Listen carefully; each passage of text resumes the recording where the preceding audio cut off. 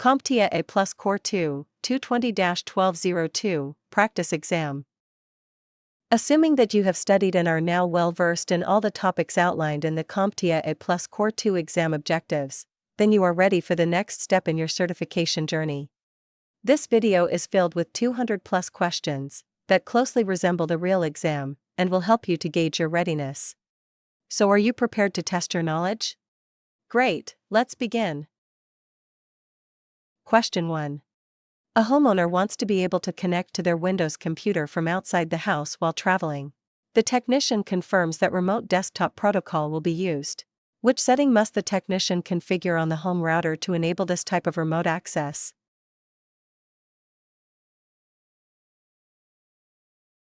The answer is C.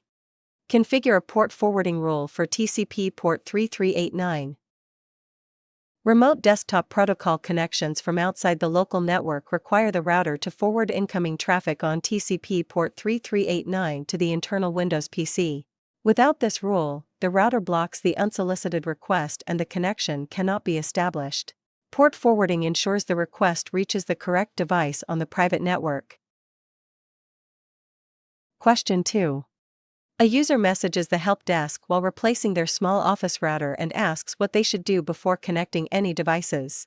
What action should the technician most likely instruct the user to perform first?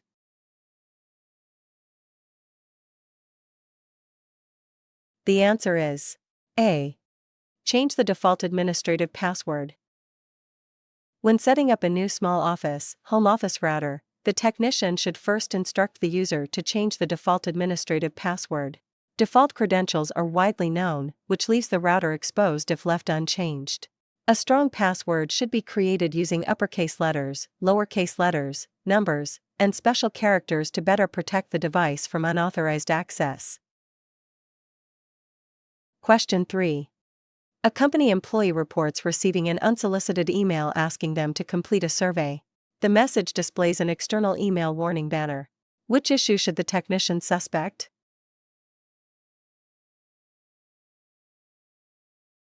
The answer is B.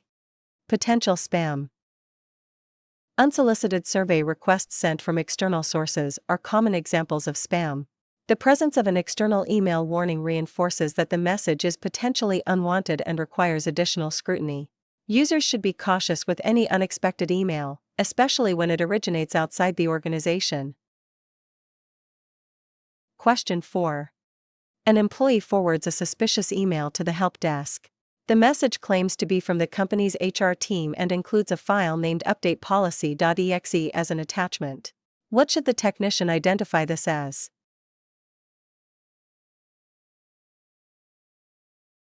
The answer is B. A potential phishing attempt with a malicious executable. An unexpected executable file attached to an email claiming to be from an internal department is a strong indication of phishing. Attackers often disguise harmful software as harmless attachments to trick users into launching the file. The technician should recognize this as a likely attempt to deliver malware and ensure the user does not open the attachment. Question 5. A user reports receiving an email that appears to be from their company's benefits department. However, the sender address ends in .co instead of the company's legitimate .com domain. The message urges the user to click a link to review updated health benefits. How should the technician classify this email?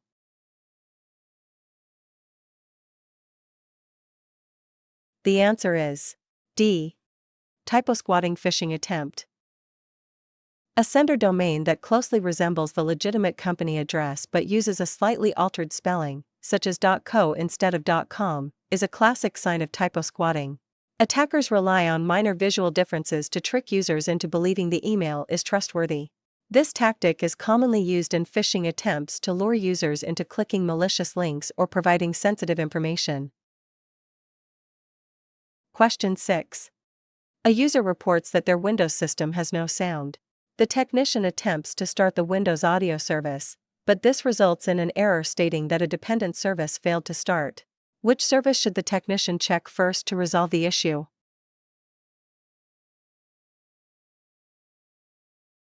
The answer is B. RPC Endpoint Mapper. A service dependency is a required component or service that must be running before another service can start. The image here shows the dependency chain for the Windows Audio service, with RPC Endpoint Mapper listed as the foundational service that the others rely on. If this base service is not running, every service above it in the chain, including Windows Audio, will fail to start. Windows uses this layered structure for many system services, so technicians often need to verify lower-level dependencies before troubleshooting the primary service. Question 7. A technician must remotely support a user running an older Linux-based operating system. The technician is working from a Windows laptop and needs a tool that will let them view the user's desktop and directly interact with their on-screen session. Which remote access method would best meet this requirement?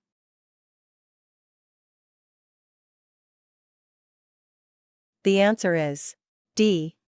VNC. Virtual Network Computing, or VNC, is a platform-independent remote desktop technology commonly used on Linux systems, allowing a technician to view and interact with the remote user's graphical session. It provides the necessary screen sharing and control features required for hands-on support. Because it works across different operating systems, a technician on Windows can use VNC to fully interact with a Linux desktop environment. Question 8. A technician reviewing the company's hardware inventory discovers that several employee laptops are now end-of-life and no longer receive manufacturer security updates. Before any replacement project can proceed, which step should the technician take first, under proper change management procedures?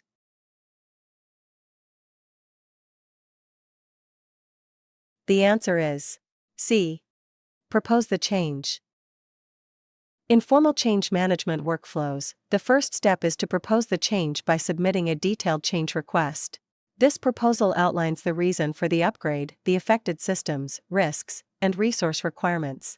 Only after the proposal is submitted can the approval, scheduling, and implementation phases occur in the proper order. Question 9. A user returns from an international trip and reports that the authentication codes on their smartphone no longer work when trying to log into a company web portal that requires multi-factor authentication. The user insists nothing else on the phone has changed, but every login attempt is rejected due to an invalid code. What should the technician do first?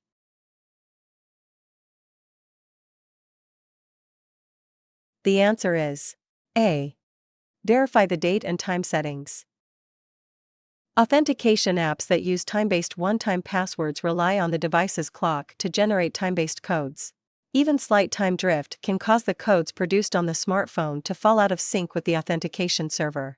International travel often leads to incorrect time zones or disabled automatic time updates, increasing the likelihood of drift. Verifying and correcting the device's date and time settings is therefore the first step in restoring proper MFA functionality. Question 10. What is an MSDS primarily concerned with?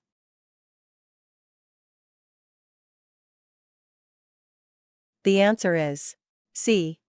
Emergency procedures. A material safety data sheet, or MSDS for short, is a document that provides critical safety information about handling hazardous materials. One of its primary focuses is outlining emergency procedures, including what to do in case of spills, exposure, or other incidents. Question 11. A user reports that their desktop computer suddenly stopped booting. Each time the system powers on, it immediately displays an OS not found message. The only connected peripherals are a USB flash drive, keyboard, and mouse. Before assuming the internal drive has failed, what should the technician do first?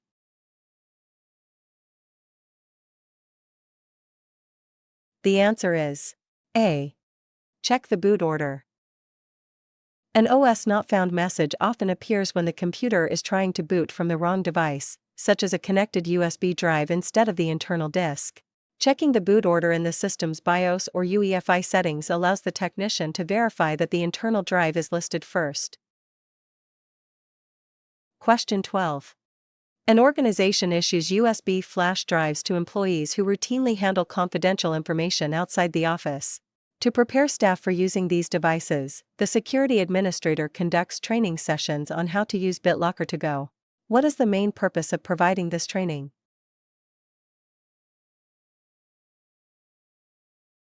The answer is D. To ensure encrypted USB drives are password protected if lost. BitLocker to Go encrypts removable storage and requires a password to unlock the data. Training employees helps ensure they understand how to properly use and secure these encrypted drives, protecting sensitive information if a device is misplaced or stolen. This is essential for maintaining data security when files are stored on portable media. Question 13. A company wants to improve the physical security of its main office. Management is looking for a solution that can detect activity as it happens and also provide recorded footage for later review. Which option best meets this requirement?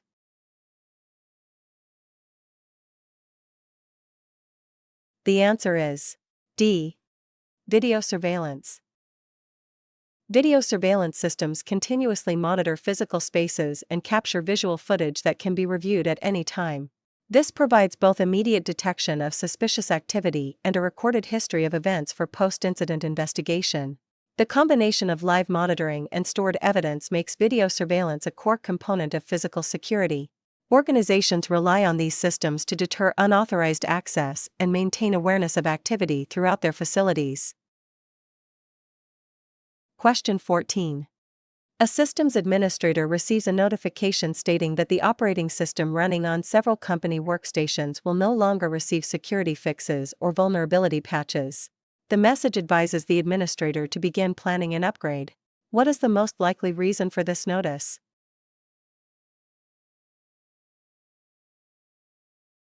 The answer is B. The OS has reached its end of life. When an operating system reaches end of life, the vendor stops providing updates, security patches, and ongoing support. Administrators typically receive notifications so they can plan upgrades before vulnerabilities go unpatched. Running an unsupported OS increases security risks, making timely replacement important for maintaining a secure environment. Question 15. A company plans a large-scale rollout of 300 new endpoint devices across multiple departments. The IT team has created several customized OS images based on different hardware models and user roles. They need an efficient method to deploy the correct image to each device without manually touching every workstation. Which approach would work best for this rollout?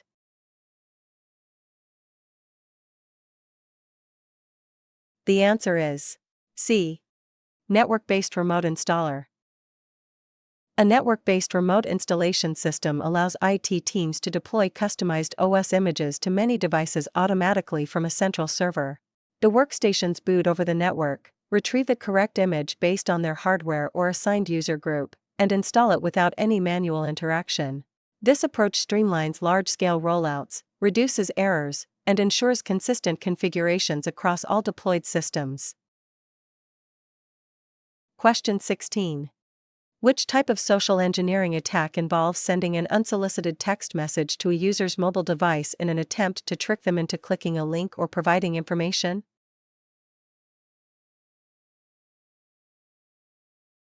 The answer is D.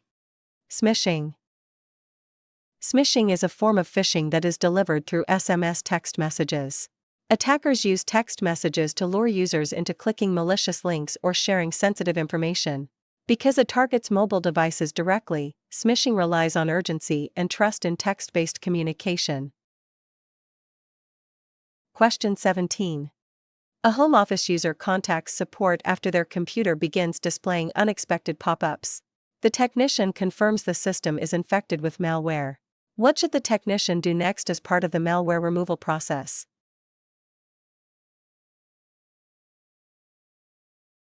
The answer is C. Quarantine the infected system. Once a malware infection is confirmed, the technician should immediately isolate the affected device from the network. Quarantining the system helps prevent the malware from spreading to other computers, shared resources, or connected devices. This isolation allows the technician to safely perform cleanup, scanning, and remediation steps without risking further impact to the environment. Question 18. Which Linux command is used to perform administrative tasks by temporarily switching to another user account?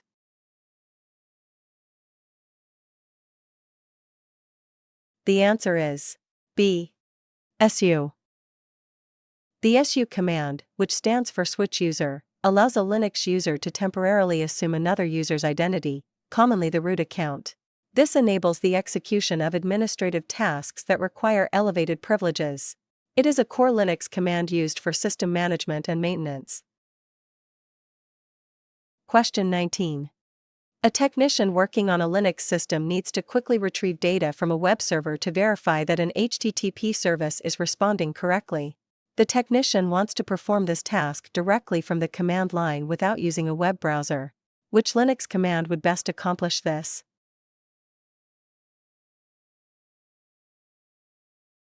The answer is B. curl. The curl command is used to transfer data to or from a server, using supported protocols such as HTTP and HTTPS. It is commonly used to test web services, retrieve web content, or interact with APIs directly from the command line. Because it displays server responses immediately, it is ideal for quick verification and troubleshooting tasks. Question 20. A technician has completed malware remediation on a small office workstation. The system has been isolated, malicious files have been removed, anti-malware tools have been updated and run, and the operating system has been restored to normal operation. The computer is now functioning properly and reconnected to the network. What should the technician do next to complete the malware removal process?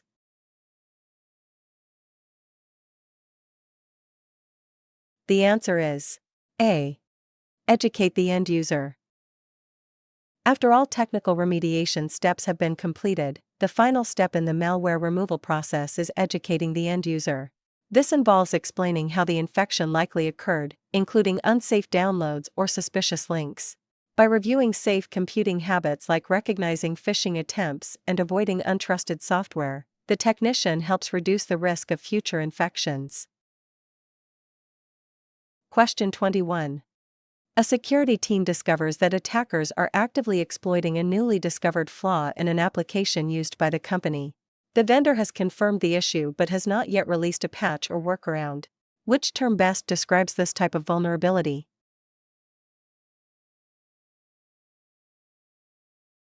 The answer is B. Zero-day.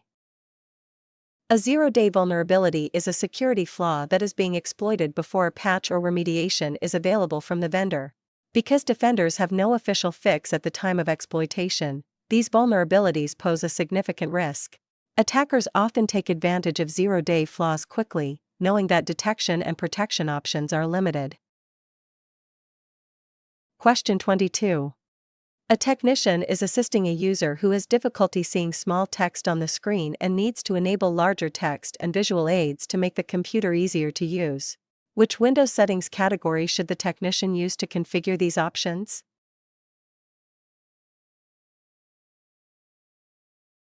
The answer is A. Ease of access. Ease of access settings are designed to help users who have vision, hearing, or mobility challenges. Features such as text size, display scaling, magnifier, and color filters are all configured within this section. Using ease of access allows technicians to quickly adjust accessibility features to meet the user's needs. Question 23. A technician is supporting a user who needs to run an older version of a business application that fails to launch because a required Windows component is missing.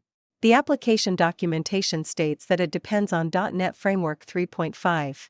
Which Windows setting should the technician use to enable this feature?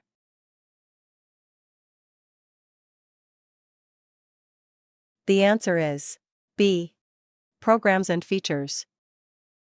Programs and Features is used to manage installed applications and Windows components. From within this utility, the technician can select, turn Windows features on or off, to enable optional features such as .NET Framework 3.5. This approach allows required components to be added without reinstalling Windows or modifying system files directly. Question 24. A technician sets up access to a cloud-based productivity application for a user, but several advanced features remain unavailable after installation. The software is accessible, but prompts indicate that additional access is required before the full feature set can be used. Which action should the technician take to unlock these features?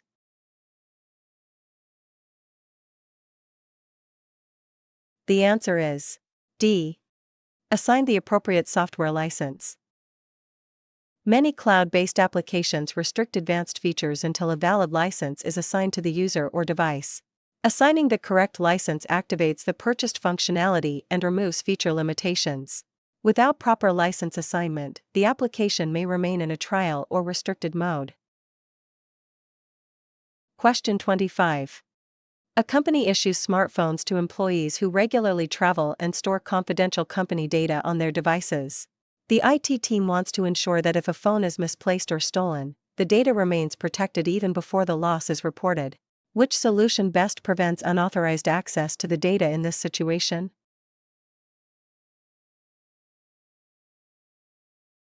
The answer is C.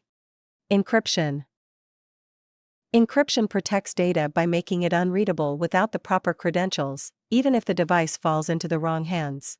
Because it works automatically and does not rely on user action or awareness, encrypted data remains secure immediately after a device is lost or stolen.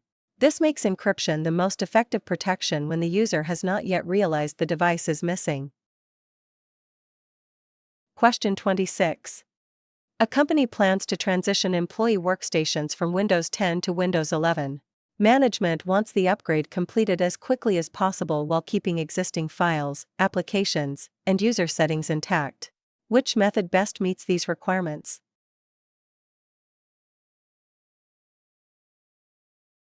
The answer is C. In-place upgrade. An in-place upgrade allows Windows 10 to be upgraded directly to Windows 11 while preserving user data, installed applications, and system settings.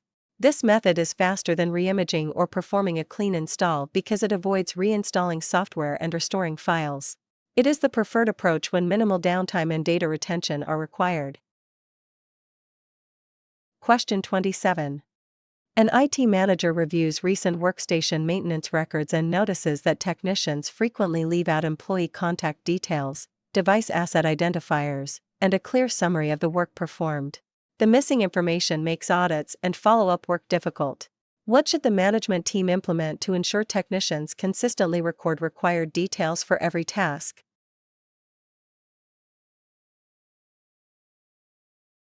The answer is C. Standard Operating Procedure. A standard operating procedure, or SOP, defines clear, repeatable steps technicians must follow during routine tasks.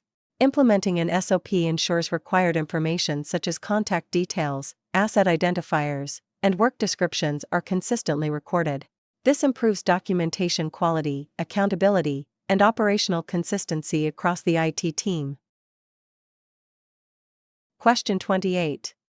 A technician is troubleshooting a Windows workstation that becomes slow whenever multiple applications are open.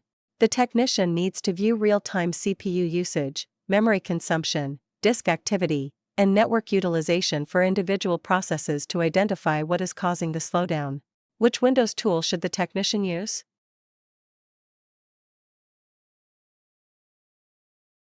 The answer is D. Resource Monitor. Resource Monitor provides detailed, real-time information about how system resources are being used by individual processes. It allows technicians to closely examine CPU, memory, disk, and network activity to pinpoint performance issues. This makes it especially useful when diagnosing slowdowns caused by specific applications or background processes. Question 29. A technician is preparing a storage device for use on a Linux workstation and needs to choose a file system that is natively supported by the operating system. Which file system type should the technician select?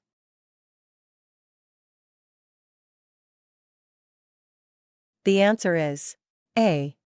ext4. Fourth Extended File System, or ext4, is the most commonly used native file system for Linux operating systems. It is designed specifically for Linux and provides features such as journaling, improved performance, and support for large files and volumes. Because it is fully supported without additional drivers, ext4 is the preferred choice for Linux systems. Question 30. An organization is preparing to reuse older storage drives that previously contained sensitive company and customer information. The IT team must ensure the data cannot be recovered while still keeping the drives functional for future internal use. Which method best meets this requirement?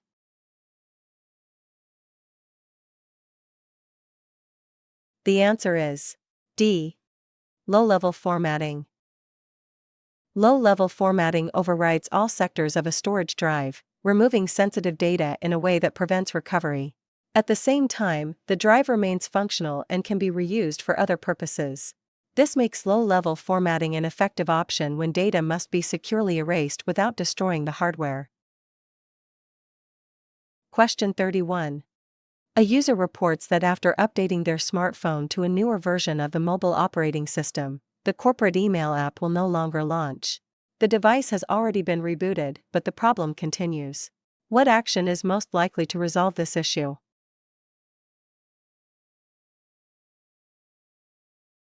The answer is B. Re-enroll the device with the corporate MDM solution. After a mobile OS upgrade, existing mobile device management profiles can become incompatible or corrupted. Re-enrolling the device with the corporate MDM solution reapplies required security policies, certificates, and application permissions. This often restores access to corporate applications, such as an email client. Question 32.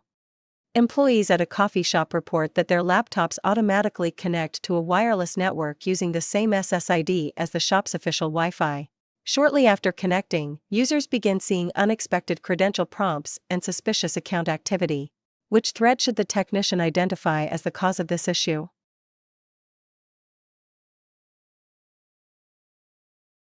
The answer is D. Rogue wireless access point. This situation is characteristic of an evil twin attack, where an attacker sets up a rogue wireless access point using the same SSID as a legitimate network. Devices may automatically connect because the network name appears familiar and trusted. Once connected, the attacker can steal login credentials or trick users into entering their information through fake login screens. Question 33. A small business notices that employees are frequently accessing non-work-related websites during business hours, including sites known to host malicious advertisements. Management wants to limit access to certain categories of websites across the entire network to improve security and productivity. Which solution should the technician implement?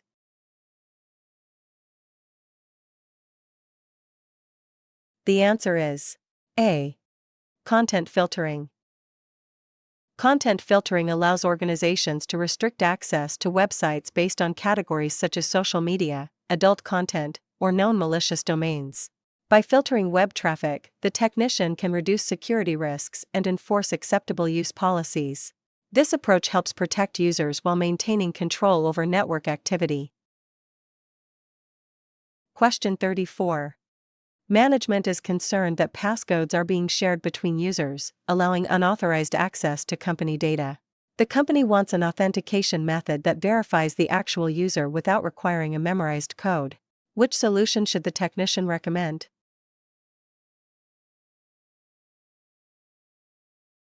The answer is C. Facial recognition. Facial recognition authenticates users based on unique physical characteristics rather than something they know, such as a passcode. Because biometric data cannot be easily shared between users, this method reduces the risk of unauthorized access caused by passcode sharing. Question 35.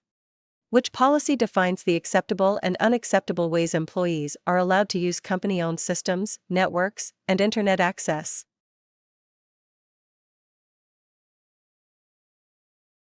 The answer is A. AUP.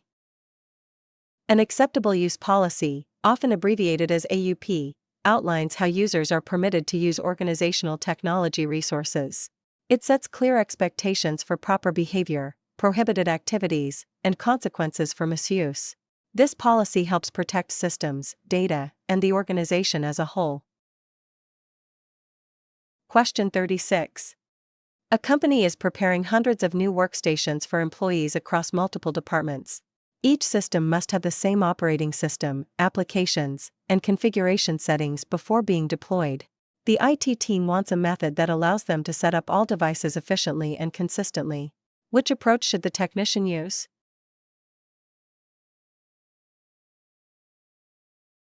The answer is D. Image deployment. Image deployment allows technicians to create a single standardized system image and apply it to many devices at once. This ensures consistent configurations while significantly reducing setup time and manual effort. It is the most effective solution when deploying a large number of systems with identical requirements. Question 37. An employee is working remotely using a company-issued laptop and reports they can browse the internet but cannot reach internal company file servers or shared resources. The technician determines the user needs a secure connection back to the corporate network. Which setting should the technician configure to resolve this issue?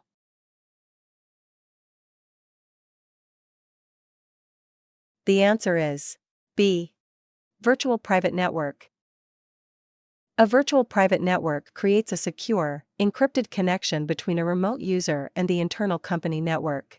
This allows remote employees to access internal resources such as file servers and applications as if they were physically in the office.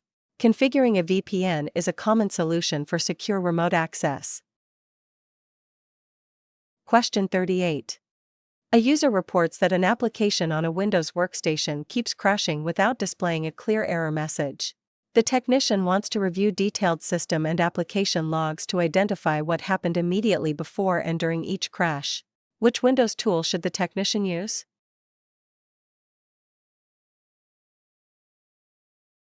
The answer is A. Event Viewer. Event Viewer records detailed logs related to system events, application errors, and security issues. By reviewing these logs, a technician can identify error codes, warnings, and timestamps associated with application crashes. This makes Event Viewer a primary troubleshooting tool when diagnosing recurring or unexplained system problems. Question 39. A user installs a free utility from the internet, but after the installation completes, the system begins displaying extra toolbars and pop-up advertisements that were not mentioned during setup. The added software is not malicious, but it was installed without clear disclosure or user consent. Which term best describes this type of software?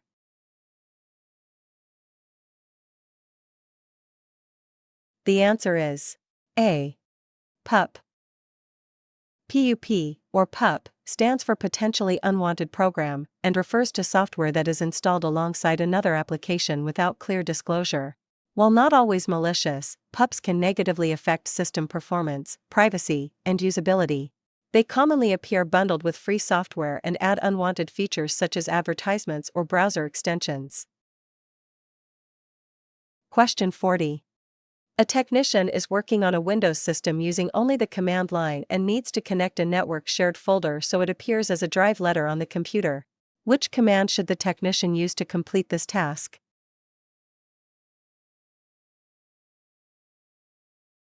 The answer is C. NetUse. The NetUse command allows a technician to connect to and manage network shared resources directly from the command line. It is commonly used to assign a drive letter to a shared folder located on another system or server. Once the drive is mapped, the shared resource behaves like a local drive, making file access easier. Question 41. A company issues mobile devices to employees and wants to prevent users from installing unapproved applications that could introduce security risks. The IT team needs a centralized way to control which apps can be installed. Which solution should the technician implement?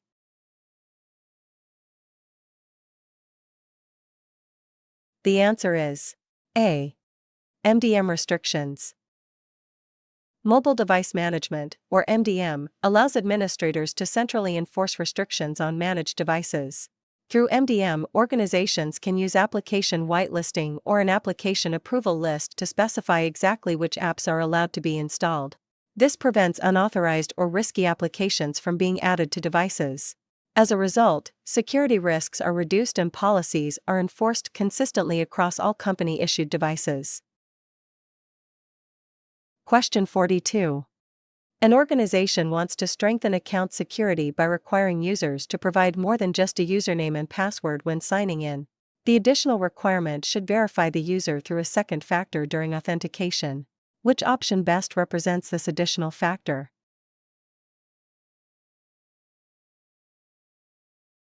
The answer is A. Sending a one-time code to the user's mobile device. Multi-factor authentication requires users to verify their identity using more than one type of factor. In this case, the password represents something the user knows, while a one-time code sent to the user's mobile device represents something the user has. Even if an attacker obtains the password, access is still blocked without the second factor. This added layer of security greatly reduces the risk of unauthorized account access. Question 43. A technician is preparing to move a heavy server from a storage room to a rack in the data center. The equipment is awkwardly shaped and weighs more than expected. To reduce the risk of injury while completing this task, which action should the technician take?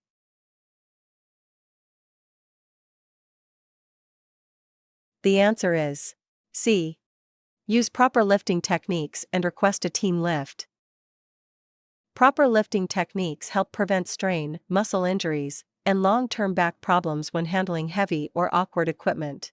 These techniques include lifting with the legs instead of the back, keeping the load close to the body, and avoiding twisting movements while carrying equipment. When an item exceeds safe lifting limits or is difficult to balance, using a team lift distributes the weight more evenly and improves stability. Following these guidelines reduces the risk of injury while also protecting equipment during transport. Question 44. A small business hosts an internal web server that needs to be accessible from the internet for remote employees. The server is located on a private IP address behind the company's router. Which configuration should the technician set up on the router to allow external users to reach the internal server?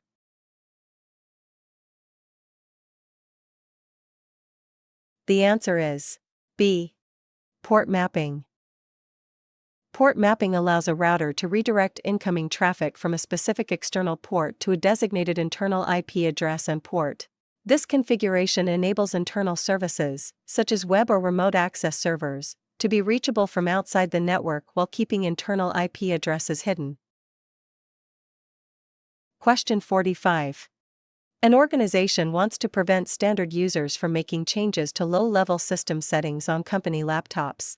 Only administrators should be able to modify firmware options such as enabling virtualization or changing boot configurations. Which settings should the technician configure to enforce this restriction?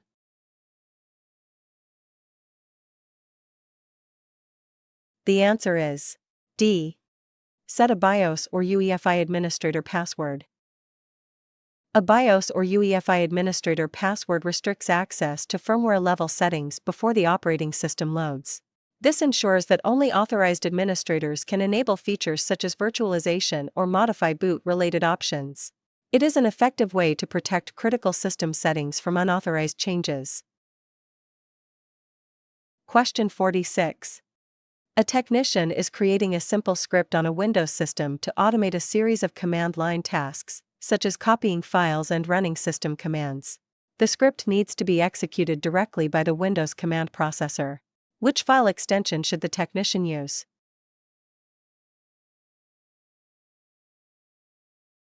The answer is D. .bat. A .bat file is a batch script that contains a sequence of command line instructions executed by the Windows command processor. It is commonly used to automate repetitive tasks such as running commands, copying files, or launching programs. Because batch files are natively supported by Windows, they can be run without additional software. Question 47. A technician uses an AI tool to generate a summary about a new cybersecurity product for management. While reviewing the output, the technician realizes the AI included features and technical details that do not exist and were never provided as input. Which term best describes this behavior?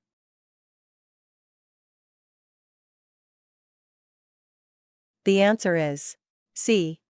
Hallucinations. Hallucinations occur when an AI system generates information that is inaccurate, fabricated, or not based on real data or the provided prompt. This can include making up facts, features, or details that sound plausible but are incorrect. Technicians should always verify AI-generated content before using it in professional or technical contexts. Question 48. A company uses an AI system to help screen job applicants. After reviewing the results, the HR team notices that qualified candidates from certain groups are consistently ranked lower than others, even though their experience and skills are similar. Which AI concept best explains this issue?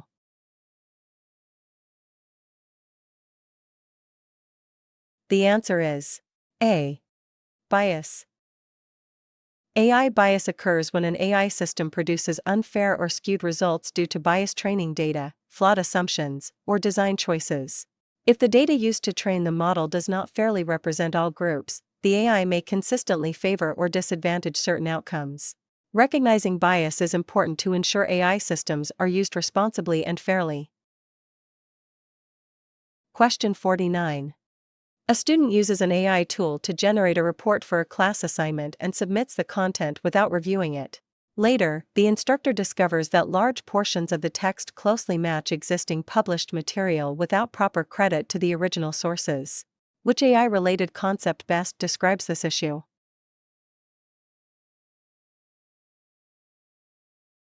The answer is B. Plagiarism. Plagiarism occurs when content is presented as original work without proper credit to the original source. When AI-generated content closely mirrors existing material and is submitted without attribution, it can result in plagiarism. Users are responsible for reviewing AI outputs and ensuring proper citation and originality. Question 50. A user reports that web pages are not displaying updated content and images appear old even after refreshing the page. The technician determines the issue is related to cached browser data and needs to adjust settings that control how web content is stored and refreshed. Which Windows setting should the technician use to resolve this issue?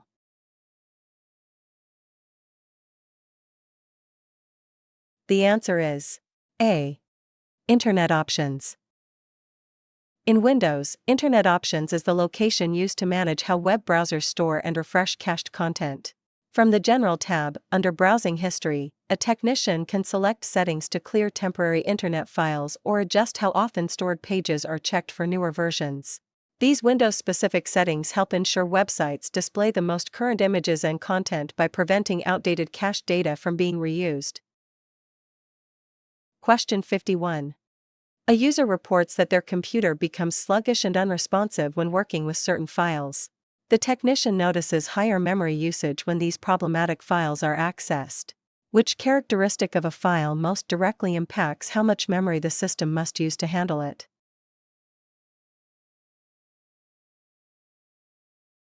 The answer is B. File size. Files that contain more data require additional memory to be loaded and processed by applications and the operating system.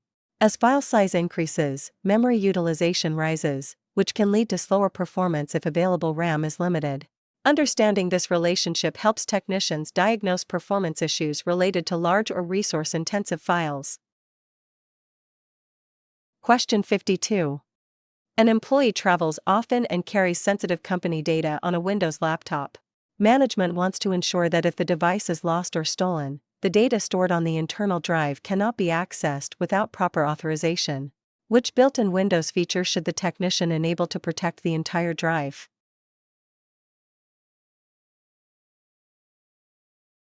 The answer is C.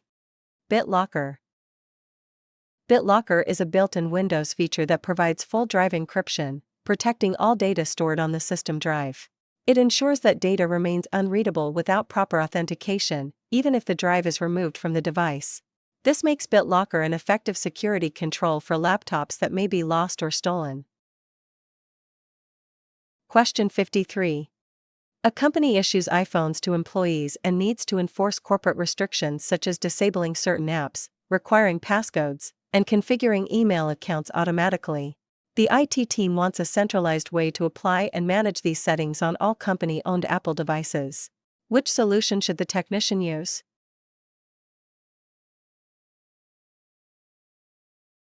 The answer is A.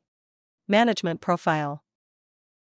A management profile allows organizations to centrally apply and enforce corporate settings on Apple devices. These profiles can control security policies, app availability, email configuration, and device restrictions. Using a management profile ensures consistent policy enforcement across all managed Apple devices. Question 54. A user reports that their new smartphone battery drains quickly during the day, even though it reaches a full charge overnight. The device is not showing any hardware errors, and charging behavior appears normal. What should the technician check first to identify the cause of the battery drain?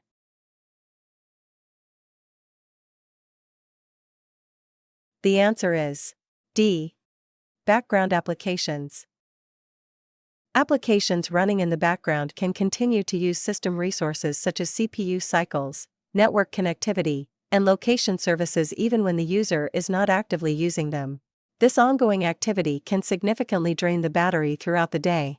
Reviewing background app activity allows the technician to identify which applications are consuming excessive power and take corrective action, such as limiting background usage or closing unnecessary apps. Question 55. Which type of malware encrypts a user's files and demands payment in exchange for restoring access to the data?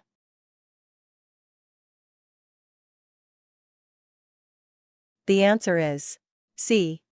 Ransomware. Ransomware is a type of malware that encrypts files or locks systems to deny access to data. Attackers then demand payment, often in cryptocurrency, in exchange for a decryption key or restored access. This form of malware is particularly damaging because it directly targets data availability and can disrupt both personal and business operations. Question 56. A company discovers that employees are installing unapproved software on their Windows workstations, creating security and compliance risks. Management wants to prevent users from installing applications without authorization while still allowing them to perform their daily tasks. Which action would best address this issue?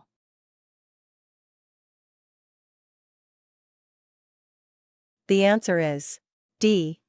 Remove users from the local administrators group. Users who belong to the local administrators group have the ability to install software and make system-level changes. Removing users from this group limits their permissions while still allowing them to perform standard work tasks. This supports the principle of least privilege and reduces the risk of unauthorized software installations.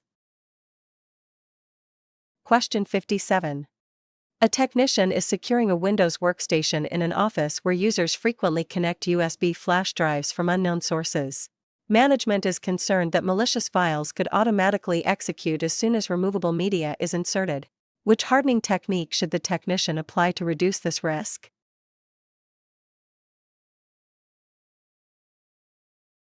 The answer is D. Disable auto run. Auto run allows certain files on removable media to execute automatically as soon as the device is connected to a system.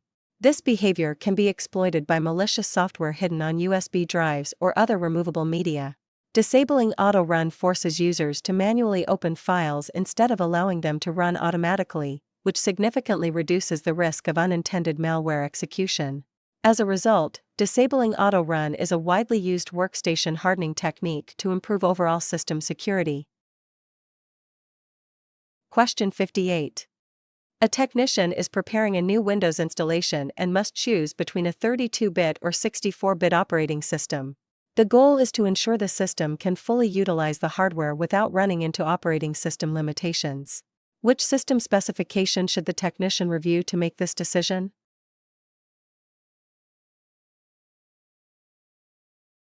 The answer is A.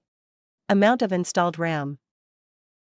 A 32-bit operating system has a memory addressing limitation and can only use 4 GB of RAM, regardless of how much memory is physically installed. If a system has more than this amount, any additional RAM will not be usable with a 32-bit OS. A 64-bit operating system supports significantly larger amounts of memory, allowing the system to take full advantage of installed RAM exceeding 4 GB. Question 59. A company wants to improve physical security outside its building after concerns about vehicles accidentally or intentionally entering pedestrian areas near the entrance. Management asks for a solution that can block or slow vehicles while still allowing people to walk freely. Which physical security control should the technician recommend?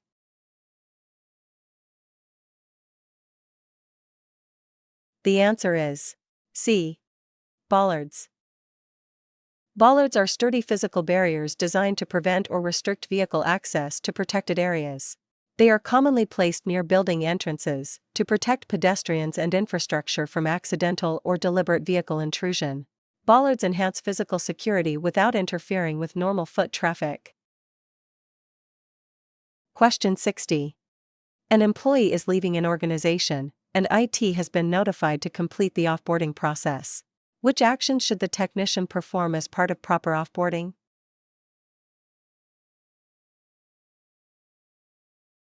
The answer is B. Remove building access and suspend the employee's email access. While option D, throwing a farewell party, would certainly be a nice gesture, it does nothing to protect company systems or facilities. Proper offboarding focuses on immediately removing access to organizational resources. Removing building access protects physical spaces, while suspending the email account prevents continued access to corporate communications and data. These actions reduce the risk of unauthorized access after an employee leaves the organization. Question 61. An organization is rolling out new workstations across multiple departments and wants to deploy baseline images without manually installing the operating system on each device. The systems are configured to start up on the network and automatically retrieve the correct image from a deployment server. Which technology is being used to perform this type of remote network installation?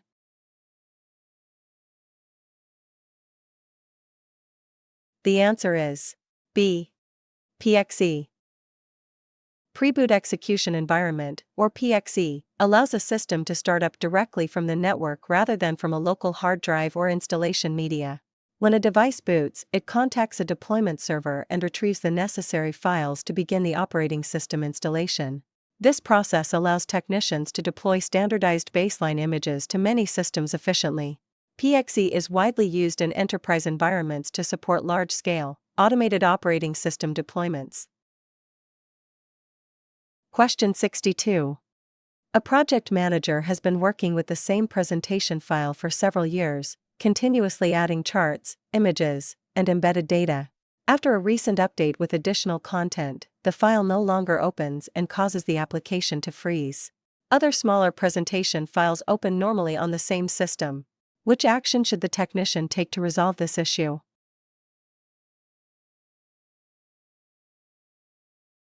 The answer is A.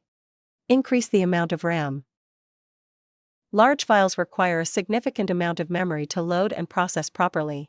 When a system does not have enough available RAM, the application may become unresponsive or fail to open the file altogether. Increasing the amount of RAM provides the system with additional memory resources, allowing large and resource-intensive files to open and operate more smoothly.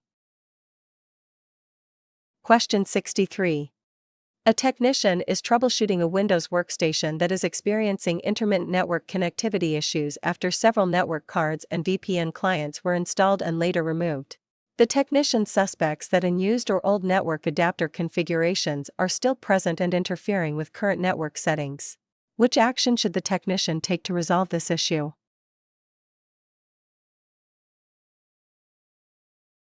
The answer is B. Remove unused hidden network adapters. Windows can retain hidden network adapters that were created by previously installed hardware, virtual machines, or VPN software. Even though these adapters are no longer in use, they can still hold old network settings that interfere with active network connections. Removing unused hidden network adapters clears outdated configurations, reduces conflicts, and helps restore normal network connectivity. Question 64. A technician is setting up a workstation on a secure network segment that is isolated from the main office network. Devices on this subnet are unable to automatically obtain an IP address, and there is no DHCP server available. To ensure the workstation can communicate with other devices on the same subnet, which action should the technician take?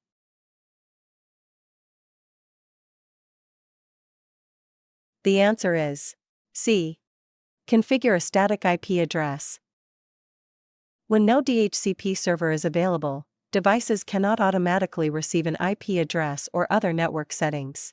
Assigning a static IP address manually provides the workstation with the necessary network configuration to communicate on the subnet. This approach ensures reliable connectivity in isolated or secured network environments where DHCP is intentionally unavailable. Question 65. A technician uses a password manager to securely store dozens of usernames and passwords for systems, websites, and administrative tools.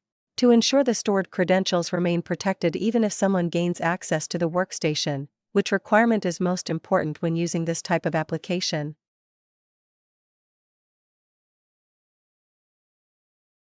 The answer is D. Using a strong master password. Password managers protect all stored credentials behind a single master password. If this password is weak or compromised, every saved account becomes accessible. Using a strong master password is essential because it provides the primary layer of security for the entire credential vault. Question 66. Which authentication method verifies a user's identity by sending a push notification to a trusted device that the user must approve?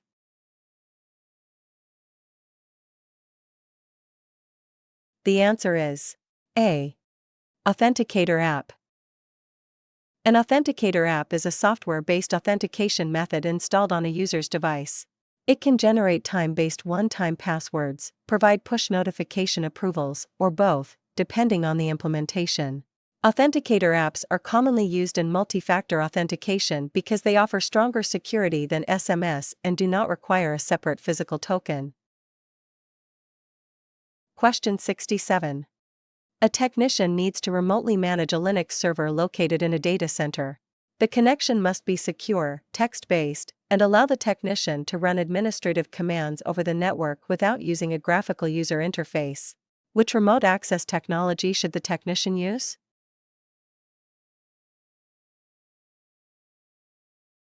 The answer is C. SSH. Secure Shell, or SSH, provides encrypted, command line access to systems over a network. It allows technicians to securely log in and execute administrative commands without relying on a graphical interface. SSH is commonly used to manage Linux servers and is well suited for secure remote system administration. Question 68. A technician is supporting virtual machines running on a hypervisor platform. The technician needs a remote access technology that is optimized for virtualized environments, supports high-performance graphics, and allows tight integration with the virtual machine console rather than accessing the system over the network like traditional remote desktop tools. Which remote access technology should the technician use?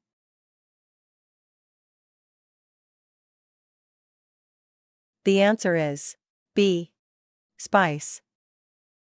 SPICE stands for Simple Protocol for Independent Computing Environments.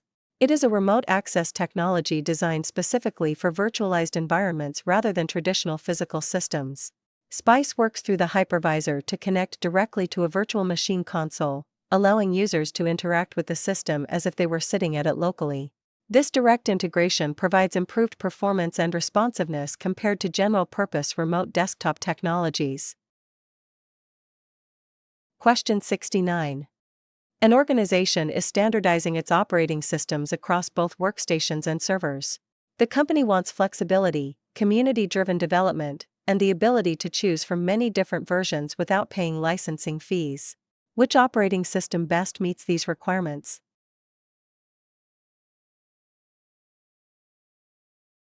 The answer is D. Linux. Linux is a widely used operating system that offers many different distributions, ranging from community-driven projects to commercially supported enterprise solutions. Many of these distributions are open source and can be used without licensing fees, which provides organizations with greater flexibility when deploying systems. This wide selection allows companies to choose distributions that fit both workstation and server requirements while maintaining control over costs, support options, and customization. Question 70. A commuter attempts to stream a high-resolution video on a smartphone while traveling. The video repeatedly buffers and eventually fails to load, even though other basic apps such as messaging continue to work. Which of the following is the most likely cause of the issue?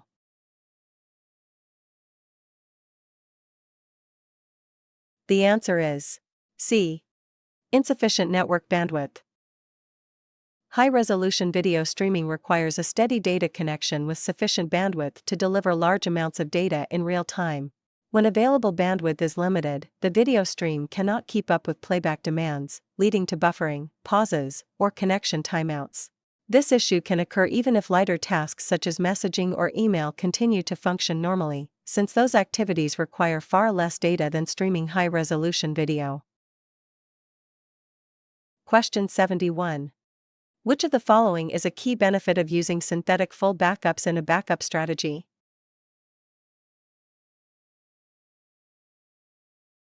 The answer is C. Reduced load on production systems.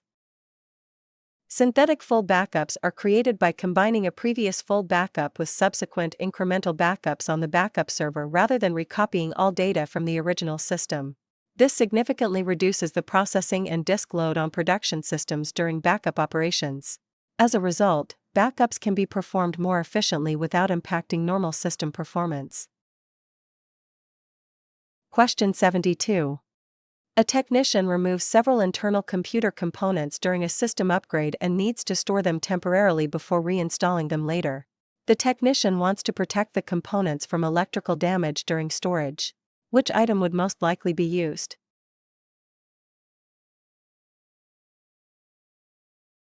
The answer is C. Anti-static bag.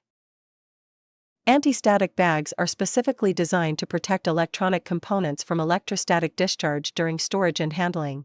Even small amounts of static electricity can damage internal hardware.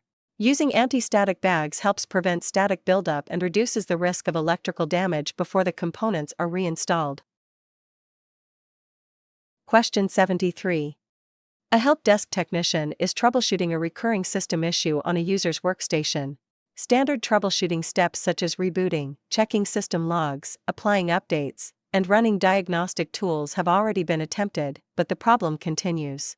The technician is unable to identify the root cause or resolve the issue. What should the technician do next?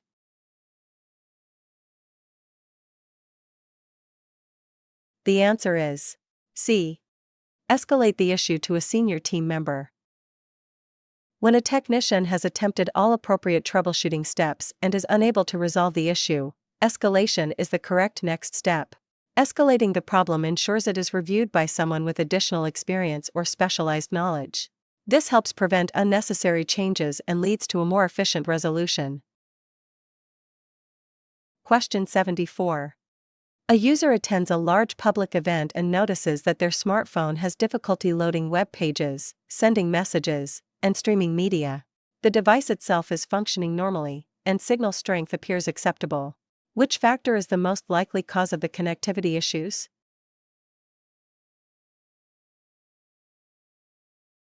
The answer is A. Network congestion. When a large number of devices try to use the same mobile network within a small area, the available network bandwidth must be divided among all connected users. As more devices compete for these shared resources, data speeds can drop and connections may become unstable. This can occur even when signal strength looks normal on the device. Network congestion is a common cause of slow or unreliable mobile connectivity in crowded environments. Question 75. An organization has moved its email and document collaboration services to an online platform that employees can access from anywhere. Management is concerned about unauthorized logins from outside the company network and wants to add an extra layer of protection beyond usernames and passwords. Which security measure would be the most effective at reducing this risk?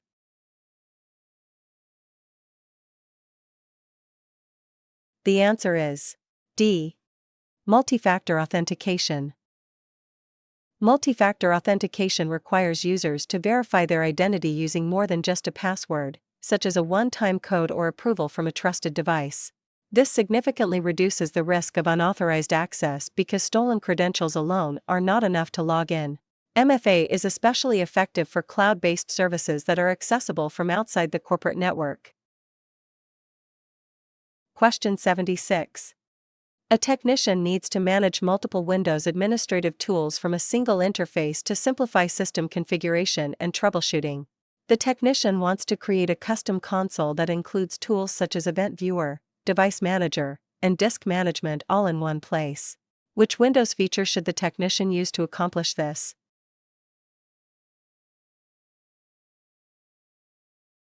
The answer is D. MMC. Microsoft Management Console, abbreviated as MMC, allows technicians to create customized consoles that contain multiple administrative tools in one interface. This makes system management more efficient by centralizing access to commonly used utilities. MMC is widely used for configuring, monitoring, and maintaining Windows systems. Question 77. Which scenario would require a technician to add rules to the Windows firewall?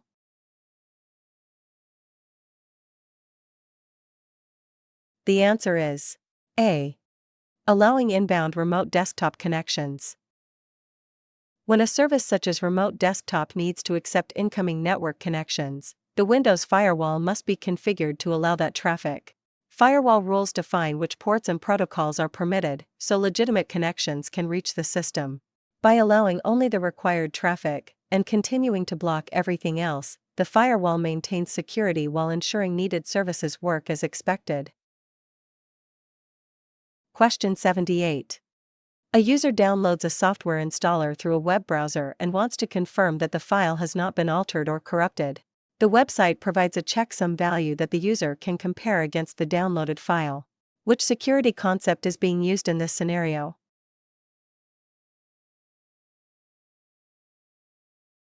The answer is B. Hashing. Hashing uses a mathematical algorithm to convert a file into a fixed-length value called a hash. By calculating the hash of the downloaded file and comparing it to the checksum provided by the website, the user can verify that the file has not been modified. Matching hash values confirm file integrity, which is why hashing is commonly used when downloading software through a browser. Question 79. A technician is examining a script used by a web application to handle client-side tasks such as validating user input, updating page elements dynamically, and responding to user actions within a browser. The script is interpreted by the browser rather than compiled before execution. Which script file type is being used?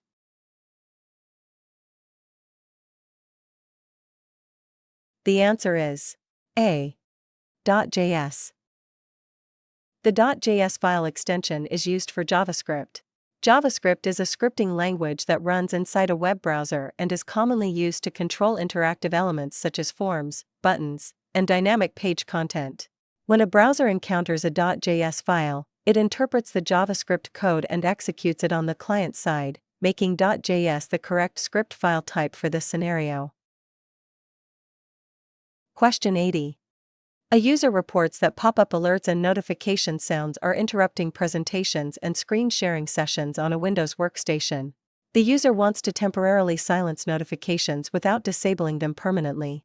Which Windows setting should the technician configure to meet this request?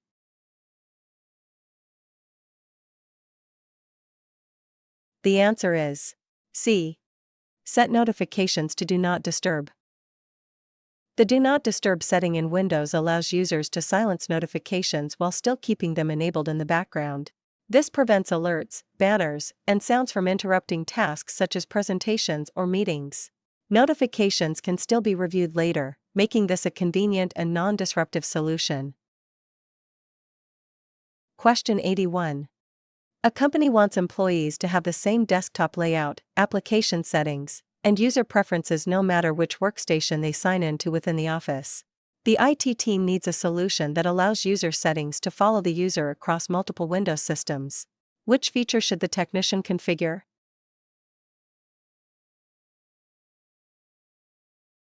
The answer is B. Roaming profiles.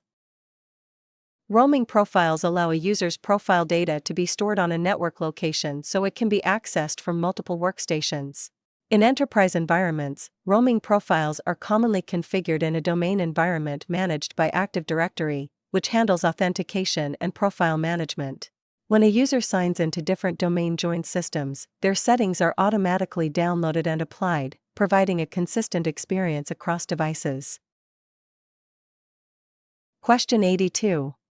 A user reports that certain features in a web application are not functioning, even though the website loads correctly. The technician determines that the application relies on additional browser functionality that is currently turned off. Which action should the technician take to resolve the issue?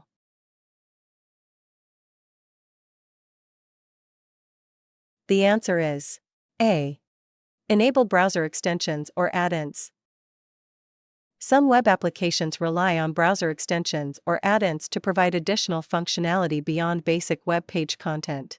For example, an online document editor may require an extension to support file uploads, real-time collaboration, or advanced formatting tools. If these extensions or add-ins are disabled, key features of the application may not work as expected. Enabling the required components allows the application to run correctly within the browser environment. Question 83. A home office user notices that several unfamiliar devices appear on the network, and the router logs show that ports are being opened automatically without manual configuration. The user wants to reduce unnecessary exposure and prevent devices from creating automatic inbound connections. Which action should the technician recommend to best improve network security?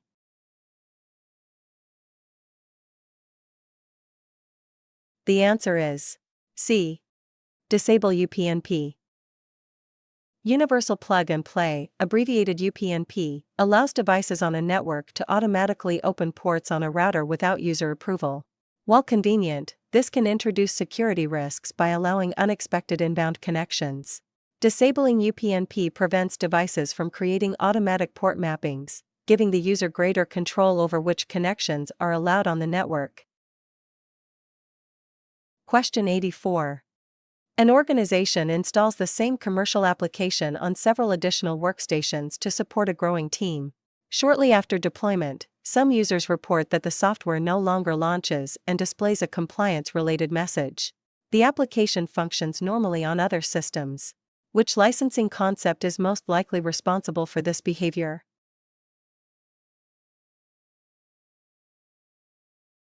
The answer is A.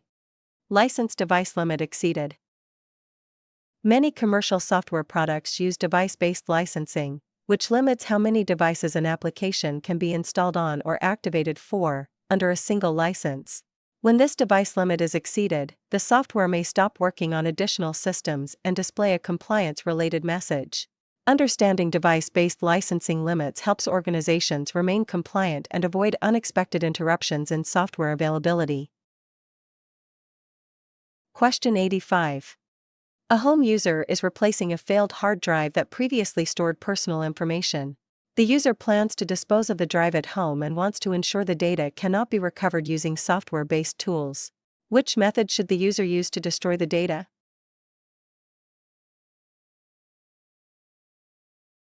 The answer is D. Drilling holes through the drive platters. Drilling physically damages the internal platters of a hard drive, making data recovery extremely difficult. Unlike software-based methods, physical destruction ensures the data cannot be accessed even with software recovery tools. This makes drilling an effective at-home method for securely disposing of a failed hard drive that contains sensitive information. Question 86. A help desk technician is assisting a frustrated user whose system is experiencing repeated errors. The user is visibly upset and concerned about missing a deadline. Which approach should the technician take to maintain professionalism and improve the interaction?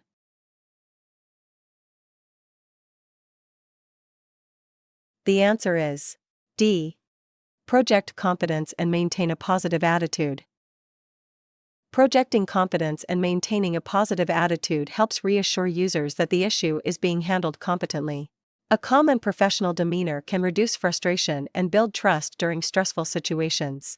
This communication approach supports effective problem resolution and positive user experiences.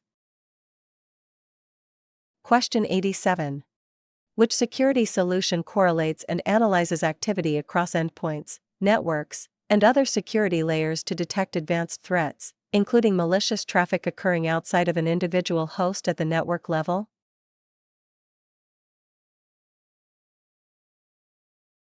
The answer is A. XDR.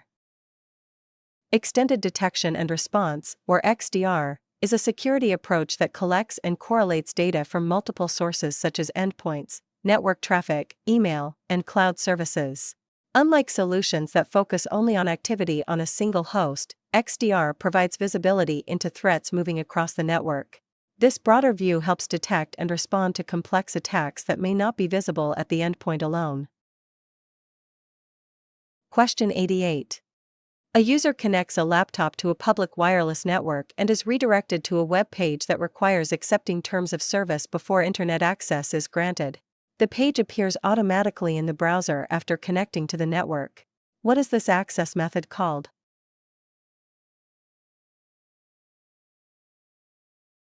The answer is B. Captive portal. A captive portal is a web page that appears automatically after connecting to a wireless network and must be completed before internet access is granted. It is commonly used on public or guest Wi-Fi networks to display terms of service or usage policies. Users should read the content carefully and remain vigilant, as these pages can request personal information or credentials before allowing access. Question 89. A user reports that audio is not coming through their wireless headset during video calls, even though sound plays correctly through the built-in speakers. The technician confirms that both devices are connected and functioning properly. Which action should the technician take first to resolve the issue?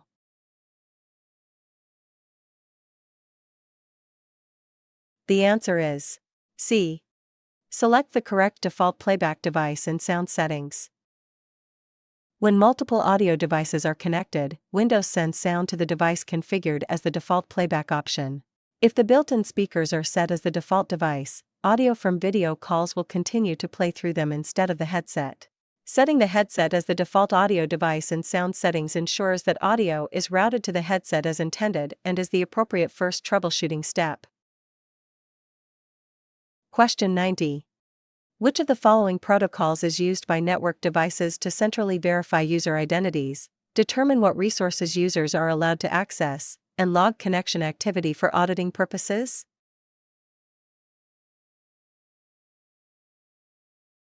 The answer is A. Radius. Remote Authentication Dial-in User Service, or RADIUS, is a network protocol used to provide authentication, authorization, and accounting for network access. It allows network devices to forward login requests to a centralized server that validates user credentials, applies access policies, and records connection activity. This centralized control makes Radius widely used for managing secure access to wireless networks, VPNs, and other network services. Question 91. A company is upgrading all workstations to a newer operating system to remain secure and supported. One business-critical application is not compatible with the new OS version but must remain available to a small group of users. The IT team wants a solution that allows the legacy application to run without delaying the OS upgrade or exposing the main system to security risks. Which option is the most efficient way to meet this requirement?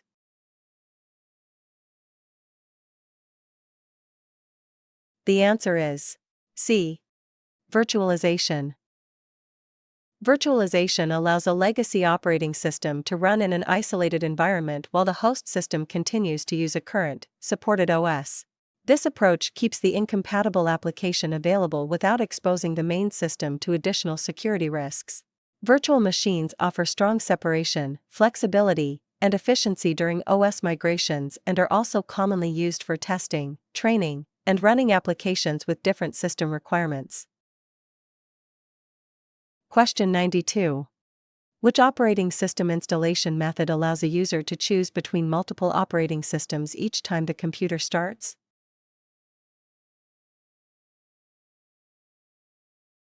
The answer is B. Multi-boot. Multi-boot is a configuration that allows multiple operating systems to be installed on the same computer, with a selection made during the startup process. During boot, a bootloader presents a menu that lets the user choose which operating system to load. Each operating system is stored on its own partition and runs independently, using its own files, settings, and system resources without affecting the others. Question 93. A company wants to enforce a security policy that prevents standard users from accessing specific control panel settings on all domain-joined computers. The change must apply automatically to all affected systems without configuring each machine individually. Which tool should the technician use?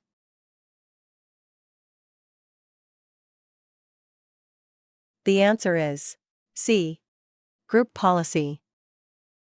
Group policy allows administrators to centrally manage and enforce configuration settings across domain-joined systems. By using group policy, the technician can apply restrictions to user accounts or computers at scale, ensuring consistent security settings without manual configuration on each device.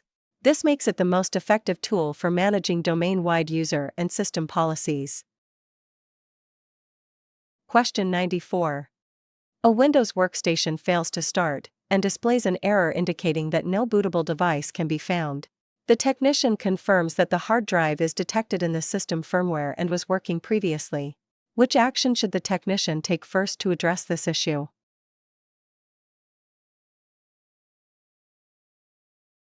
The answer is D. Boot from installation media and repair the master boot record.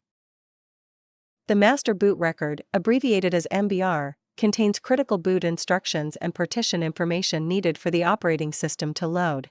If it becomes corrupted, the system may fail to find a bootable OS even though the drive itself is functional.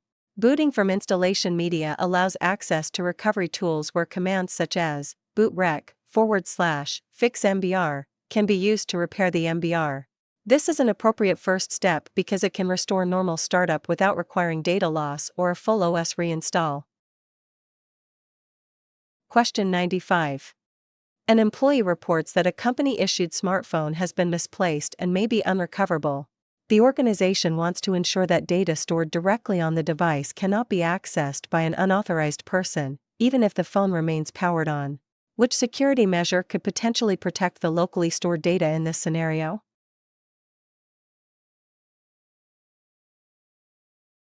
The answer is D. Remote wipe capability. Remote wipe capability allows an organization to erase all data stored on a mobile device if it is lost or stolen. In the absence of full device encryption, a remote wipe ensures that sensitive information is removed before an unauthorized individual can access it.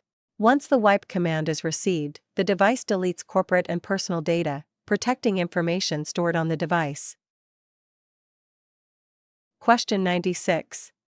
Which type of documentation would be used to formally record an unexpected system outage, including a summary of what happened, the business impact, and the steps taken to resolve the problem?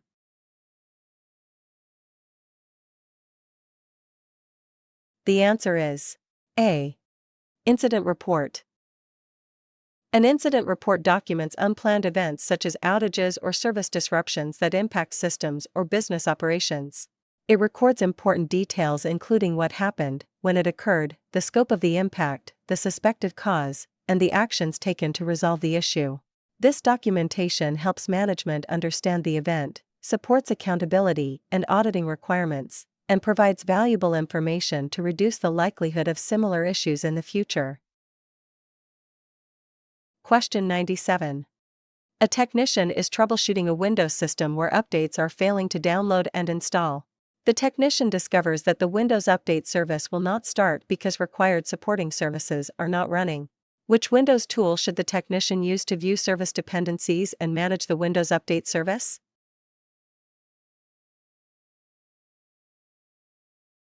The answer is D. Services. The Services console allows technicians to start, stop, and configure Windows services such as Windows Update. It also displays service dependencies, showing which supporting services must be running for updates to function properly. This makes services the correct tool for diagnosing update failures caused by dependency issues. Question 98. Which type of attack overwhelms a target system or network by using traffic generated from multiple compromised devices, causing services to become unavailable to legitimate users?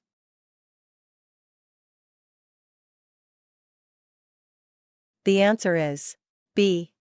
DDoS. A denial of service, or DOS attack, attempts to disrupt access to a system or service, often by exhausting available resources such as network bandwidth, processing power, or application capacity, typically from a single source. A distributed denial of service, or DDoS attack, builds on this by using many compromised systems at the same time. Because the attack originates from multiple sources, DDoS attacks are harder to detect, block, and mitigate, making them especially disruptive to networks and online services.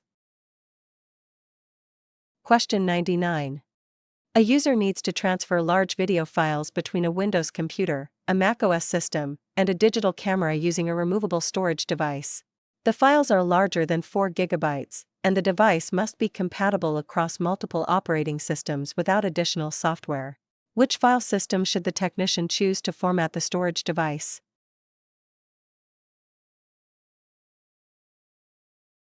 The answer is D. exFAT. exFAT is designed for removable storage and supports large file sizes while maintaining compatibility across multiple operating systems, including Windows and Mac OS. Unlike FAT32, it does not have a 4 GB file size limit, making it suitable for large media files. This makes exFAT a common file system choice for modern USB drives and SD cards used across different platforms. Question 100. Which Windows file system, introduced as a modern alternative to NTFS, is designed to detect corruption in data blocks and automatically repair those corrupted blocks when used with compatible storage configurations?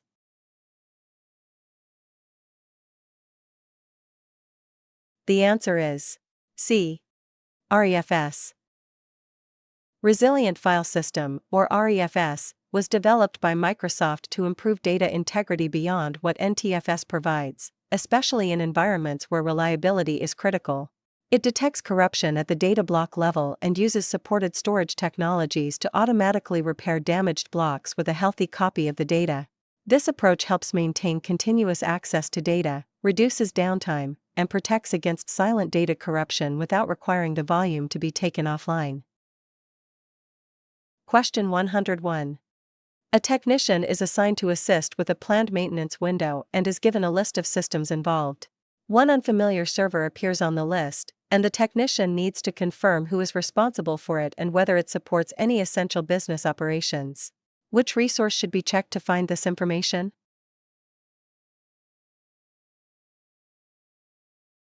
The answer is C. CMDB. A configuration management database, commonly referred to as a CMDB, is used to track detailed information about organizational assets. The CMDB includes data such as system ownership, purpose, and whether a server supports business-critical services. Administrators rely on the CMDB to make informed decisions before performing upgrades or maintenance. This prevents accidental disruption to important systems. Question 102. Which Microsoft Windows tool should an administrator use to add an existing local user account to the administrators group on a standalone workstation?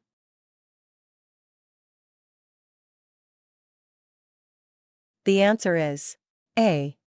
lusr.mgr.msc.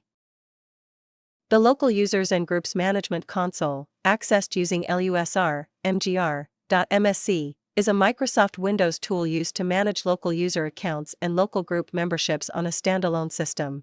Administrators can create and delete local users, reset passwords, enable or disable accounts, and add users to specific local groups such as administrators or users. It is designed for managing local accounts only and does not apply to domain-managed users or Active Directory environments. Question 103. A workstation is experiencing constant high CPU usage, increased heat output, and noticeably slow performance even when no user applications are running. A malware infection is suspected. Which type of malware is most commonly associated with excessive use of computing resources?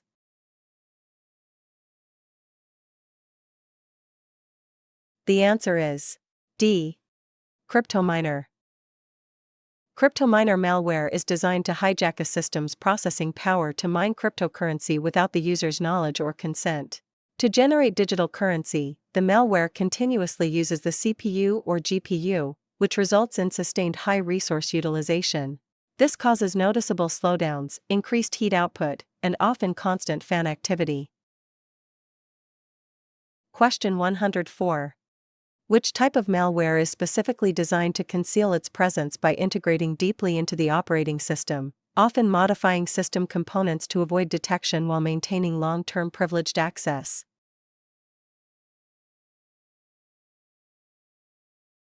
The answer is B.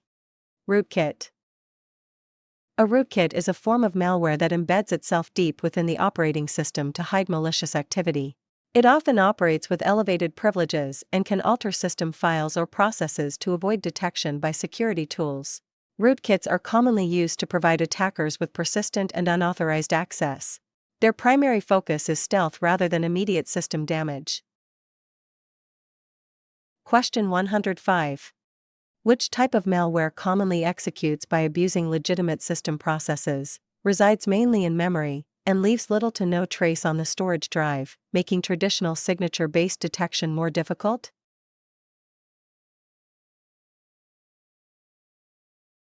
The answer is C. Fileless. Fileless malware relies on memory-based execution and trusted system utilities rather than stored executable files. By avoiding the creation of files on disk, it reduces its forensic footprint and evades many traditional antivirus scans. Attackers often leverage tools already present in the operating system to maintain persistence. This stealth-focused behavior makes fileless malware especially challenging to detect and remove. Question 106. A user reports that their smartphone battery drains much faster than expected when they are away from home or traveling. The device itself was recently replaced and otherwise functions normally. Which action should a technician take first to begin troubleshooting the issue?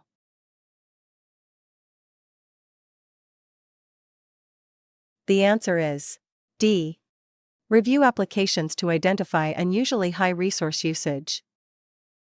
Applications that consume excessive CPU, network, or location services can cause rapid battery drain, especially while traveling, when GPS and cellular radios are heavily used. Checking battery usage statistics helps identify apps that are running excessively in the background. This is a non-intrusive and efficient first troubleshooting step before considering more advanced or time-consuming troubleshooting actions. Question 107. An employee frequently steps away from their workstation without signing out. The computer remains unlocked in a shared office environment, creating a risk that someone else could access sensitive information. Which action should a technician recommend in this scenario to reduce the risk of unauthorized access when the user is away?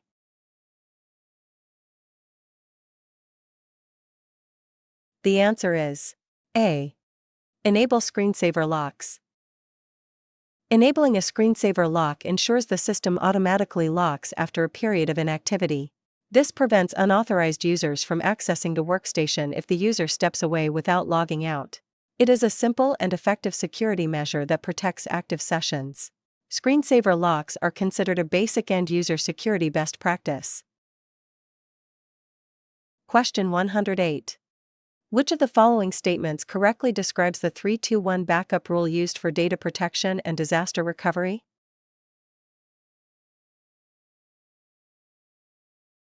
The answer is A. At least one backup copy must be stored offsite. The 3-2-1 backup rule is a widely used best practice for protecting data. It is based on 3 key principles. 3 total copies of data should exist, including the original and backups. 2 different types of storage media should be used to reduce the risk of hardware failure. 1 backup copy must be stored offsite to protect against local disasters. Question 109. Which backup rotation method uses daily, weekly, and monthly backups to retain multiple generations of data over time?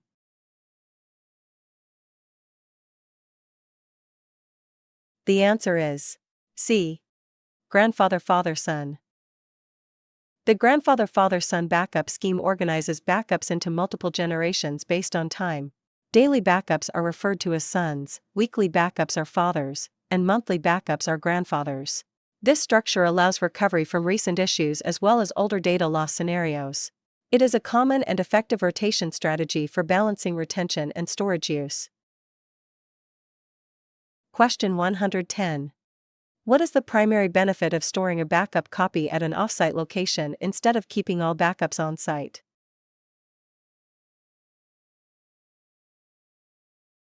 The answer is B. Protection against local disasters. Offsite backups protect data from events that impact an entire location such as fire, flooding, theft, or power failures. If all backups are stored on-site, a single disaster could result in total data loss. Keeping a copy offsite ensures data remains recoverable even when the primary site is unavailable. This is a key principle of effective disaster recovery planning. Question 111. A user reports that a shared document opens correctly, but coworkers are unable to view it or collaborate as expected. The file exists in the correct location, and network connectivity is working normally. Which setting should a technician adjust to allow others to access and collaborate on the file?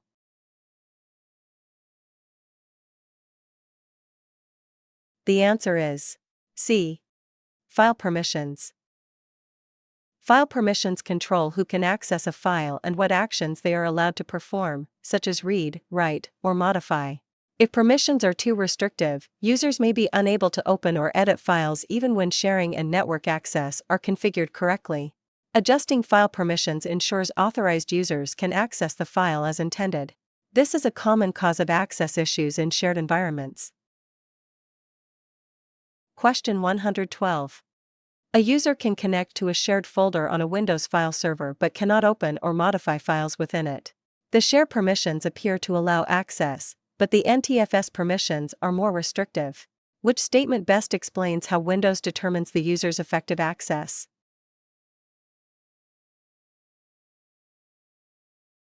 The answer is D. The most restrictive permission between the two is applied. When accessing files over the network, Windows evaluates both share permissions and NTFS permissions to determine effective access. The most restrictive permission between the two is applied, meaning access is limited to the lowest level allowed. Even if share permissions allow access, restrictive NTFS permissions can still block users, and the reverse can also occur. Understanding how these permissions interact is essential when troubleshooting file and folder access problems in shared environments. Question 113.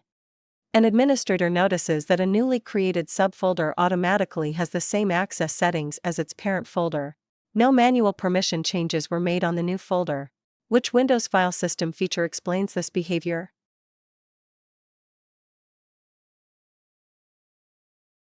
The answer is A.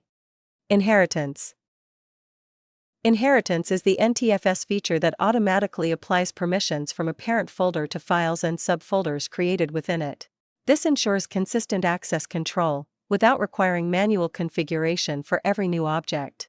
Inherited permissions simplify management and reduce configuration errors. Administrators can disable inheritance when unique permissions are required. Question 114. A technician needs to identify a hardware device that is not functioning correctly and update its driver on a Windows system. Which Windows tool should the technician use to view hardware status, error indicators, and driver information?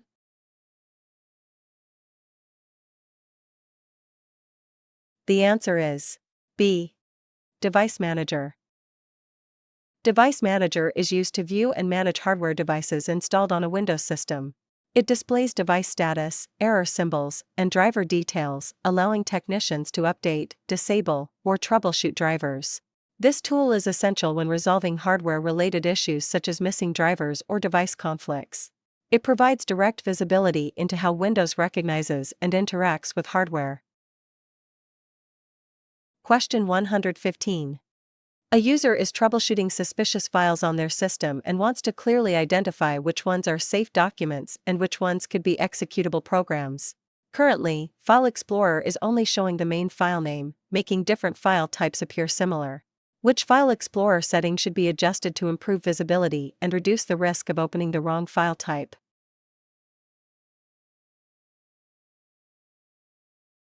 The answer is A. Hide extensions. Hide extensions is a file explorer setting that, when enabled, causes Windows to hide part of the file name that identifies the actual file type. Disabling this setting allows users to view the complete file name, including the extension, making it easier to distinguish between documents and executable files. This improves security awareness by reducing the risk of accidentally opening malicious files disguised as safe content. Question 116. A technician attempts to upgrade a desktop computer from Windows 10 to Windows 11, but the upgrade process fails during the compatibility check. The system otherwise runs Windows 10 without issues. Which factor is most likely preventing the upgrade?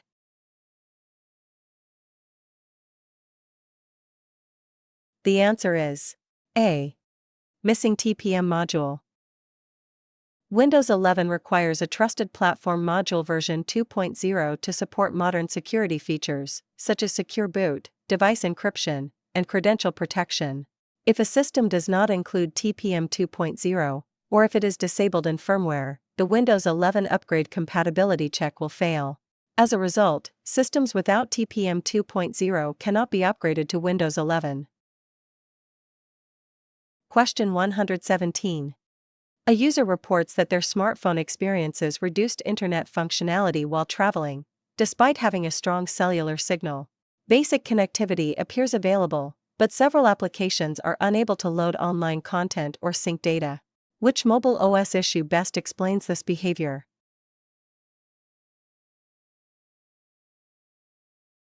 The answer is B. Data usage limits have been reached. Data usage limits can be enforced by the mobile operating system once a predefined threshold is reached. When this occurs, the device may restrict background data, syncing, or full internet access for certain applications even though cellular signal strength remains strong. This behavior is common while traveling, when users may not have regular access to Wi-Fi and rely more heavily on cellular data. Question 118. A technician needs to connect a Windows workstation to a shared folder on a file server so the user can access it using a drive letter. The connection should remain available after the system restarts. Which command correctly accomplishes this task?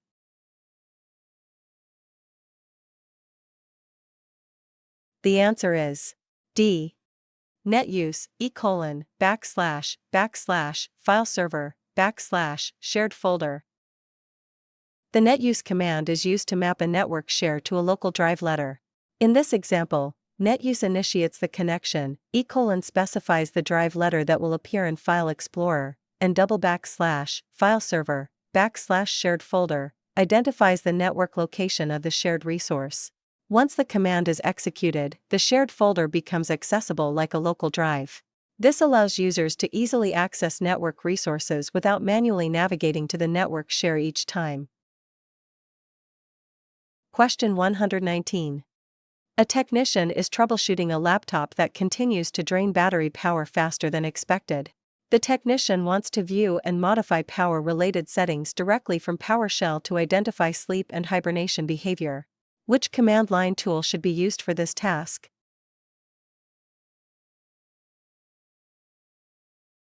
The answer is D. PowerCFG. PowerCFG, short for Power Configuration, is a Windows command line tool used to view and manage power-related settings and diagnostics. For example, the PowerCFG / battery report command generates a detailed report that shows battery health, capacity, usage history, and recent charging behavior. This information helps technicians identify abnormal battery drain and assess overall battery condition. Question 120. Which Windows command line tool displays the name of the user account that is currently logged into the system?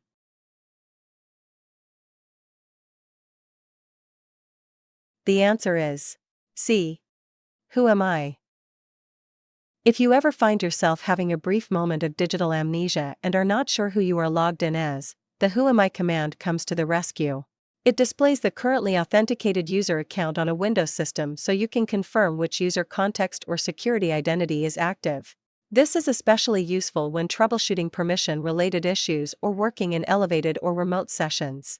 It provides a quick answer without needing to open any graphical tools. Question 121. A technician is setting up a computer that previously belonged to another employee. The system needs to be completely reset so no old files, applications, or settings remain, and the operating system should start fresh. Which installation method best meets this requirement?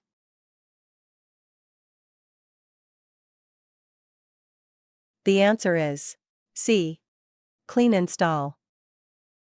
A clean install removes existing data, applications, and settings before installing the operating system. This ensures no remnants of the previous user or configuration remain on the system. It is commonly used when redeploying devices, resolving persistent issues, or starting with a known vid baseline. A clean install provides the most thorough reset of the system. Question 122. A technician is cleaning up a toner cartridge spill while servicing a laser printer. Which piece of personal safety equipment should the technician use to reduce health risks?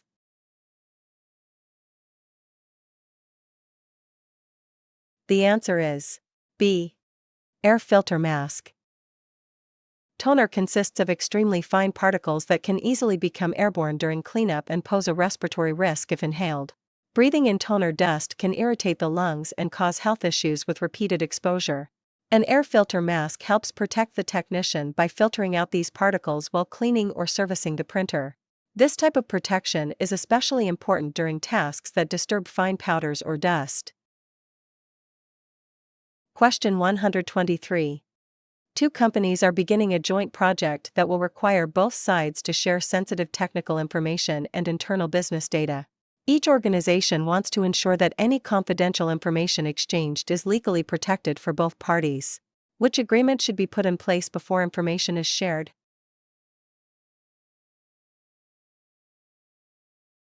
The answer is A. NDA. A non-disclosure agreement, or NDA, is used to protect sensitive information from being shared without authorization. When both parties disclose confidential information to each other, a mutual non-disclosure agreement, MNDA, is required. An MNDA ensures that each organization is legally obligated to protect the other's confidential data. This type of agreement is commonly used in partnerships, joint projects, and collaborative business relationships. Question 124. Which cybersecurity service provides continuous monitoring, threat detection, and incident response by combining security tools with human expertise, often delivered by a third party?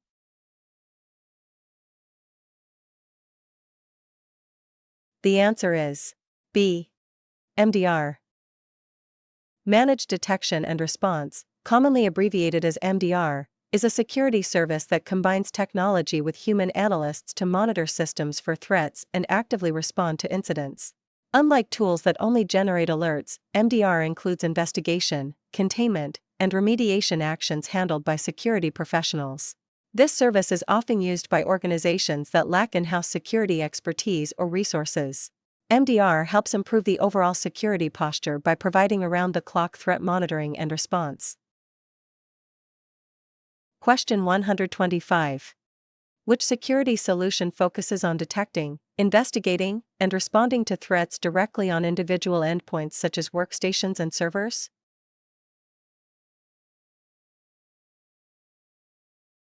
The answer is A. EDR. Endpoint Detection and Response, or EDR for short, is a security tool designed to monitor and protect individual endpoints such as desktops, laptops, and servers. EDR solutions continuously collect activity data from these devices to identify suspicious or malicious behavior. They provide visibility into processes, file changes, and network activity, allowing analysts to investigate threats in detail. EDR tools also support response actions such as isolating an endpoint or stopping malicious processes to contain an attack. Question 126. A technician is working on a Linux system and needs to quickly display the contents of a configuration file directly in the terminal without opening a text editor. Which command should the technician use to view the file's contents?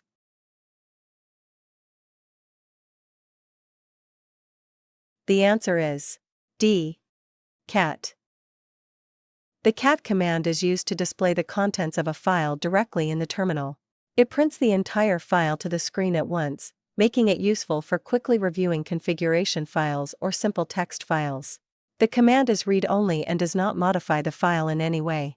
Because it does not require opening a text editor, cat is commonly used for fast checks and basic file inspection in Linux environments. Question 127. A company is transitioning to remote work and needs employees to attend live meetings, share screens, and communicate with audio and video in real time using a cloud-based service. Which type of cloud-based productivity tool should be installed and configured to meet this need?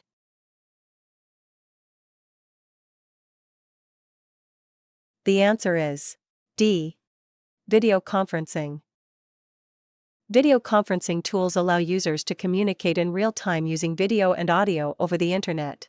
These platforms commonly support features such as screen sharing, chat, meeting scheduling, and recording. They are essential for remote collaboration, virtual meetings, and online training sessions. Question 128. A company wants to improve login security for employees by requiring something the user physically possesses in addition to a username and password. The solution must be easy to issue, portable, and usable on standard workstations without installing additional software. Which option best meets this requirement?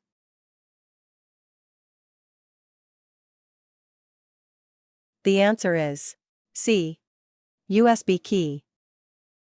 A USB security key is a physical device used as a hardware-based authentication factor, requiring the user to prove possession during the login process.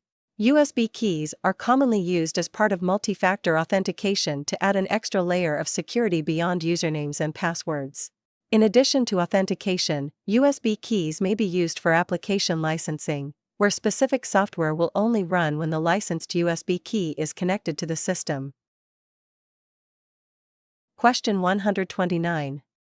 A user reports that a Windows system began crashing frequently after a recent operating system update was installed. The system was stable before the update, and no other changes were made. Which action should a technician take to restore system stability?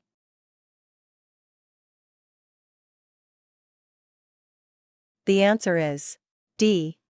Perform an update rollback. An update rollback allows the system to return to a previous stable state from before the problematic update was installed. This is an effective troubleshooting step when system issues begin immediately after an update and no other changes were made. Rolling back the update removes the update-related changes while preserving user files and system settings. Question 130. A user reports that shortly after installing a new application on their mobile device, the battery now drains much faster than usual. No recent operating system updates were performed, and usage habits have not changed. Which action should a technician take first to address this issue?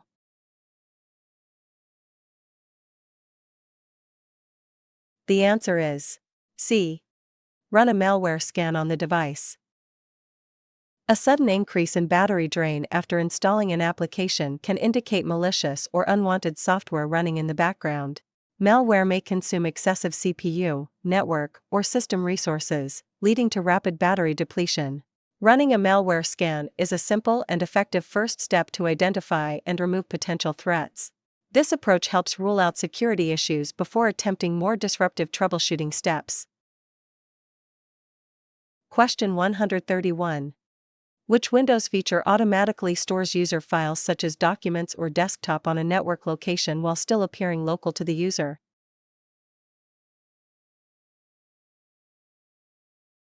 The answer is A. Folder redirection. Folder redirection is a Windows feature that redirects specific user folders to a network location while maintaining the same user experience. Files still appear in familiar locations such as documents or desktop, but the data is stored centrally on a server. This improves data protection, simplifies backups, and supports roaming users. Folder redirection is commonly used in domain environments. Question 132. A company wants to reduce the number of times employees are prompted to enter usernames and passwords when accessing multiple internal systems throughout the workday. Users should be able to authenticate once and then move between approved applications without repeated logins. Which authentication method best meets this requirement?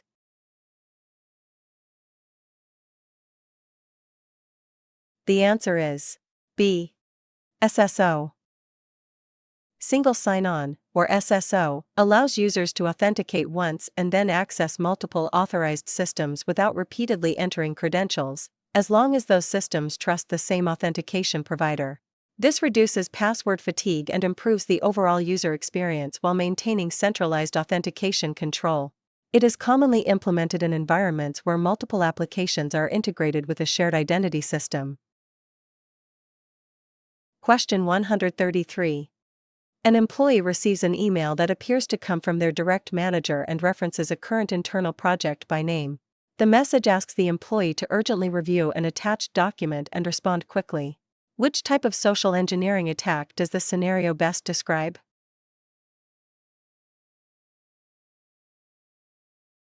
The answer is D.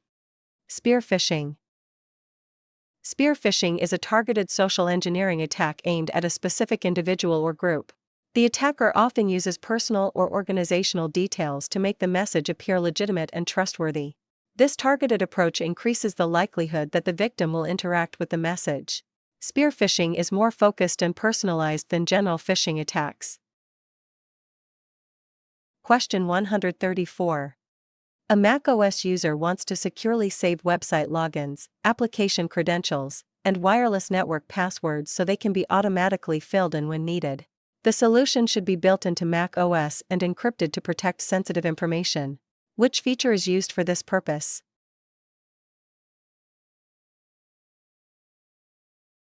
The answer is A. Keychain. Keychain is the macOS password management feature used to securely store credentials such as usernames, passwords, certificates, and Wi-Fi keys. It encrypts this information and can automatically provide it to applications and websites when authorized. Question 135. Multiple applications and windows are open on a macOS system, making it difficult to quickly switch tasks and manage workspaces. Which macOS feature allows users to view all open windows at once and manage multiple desktops from a single screen?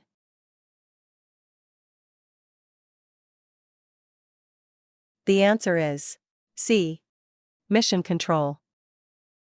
Mission Control provides a centralized view of all open applications, windows, and virtual desktops in macOS.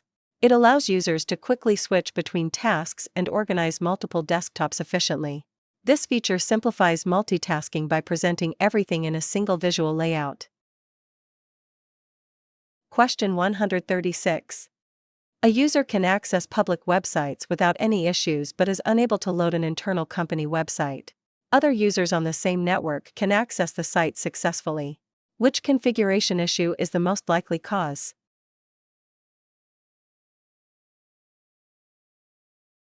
The answer is D. Missing proxy settings.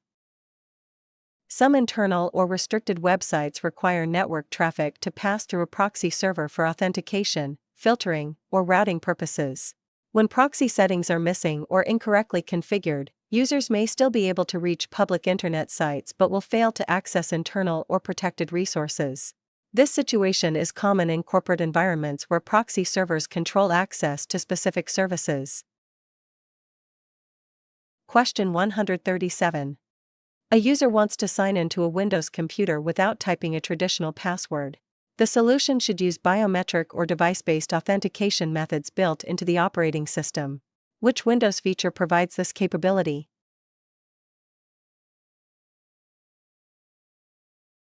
The answer is A. Windows Hello. Windows Hello is a Windows authentication feature that allows users to sign in using biometric methods such as facial recognition or fingerprint scanning. These methods replace traditional passwords with options that are both more secure and more convenient for the Windows user.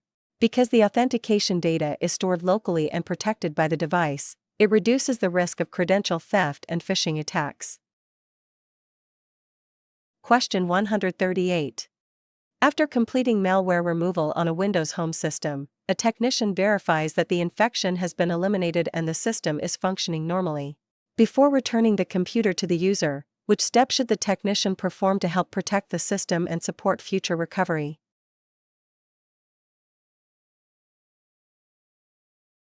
The answer is A. Enable System Restore and create a restore point. During malware removal on Windows home systems, System Restore should be disabled to prevent malware from reinfecting the system. Once remediation is complete, System Restore must be re-enabled and a restore point created to capture a clean, stable system state. This provides a safe recovery option if future issues occur. Question 139. A network administrator needs a centralized authentication solution to control administrative access to network devices such as routers and switches. The solution should provide detailed command-level authorization and accounting, and it will primarily be used to manage device administration rather than end-user logins. Which authentication service best meets this requirement?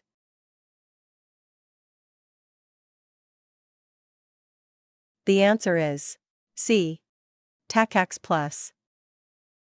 CompTIA A is an authentication protocol commonly used to manage administrative access to network devices, especially in Cisco environments. It provides separate authentication, authorization, and accounting functions, allowing granular control over which commands administrators can run. CompTIA A is proprietary and is most often used for authenticating network device administrators rather than end users. This makes it well suited for securing switches, routers, and other network devices. Question 140. An organization requires a token-based authentication method that avoids sending passwords across the network and provides mutual authentication between clients and servers. The solution must be used in a domain-based environment and rely on time-sensitive credentials. Which authentication protocol meets these requirements?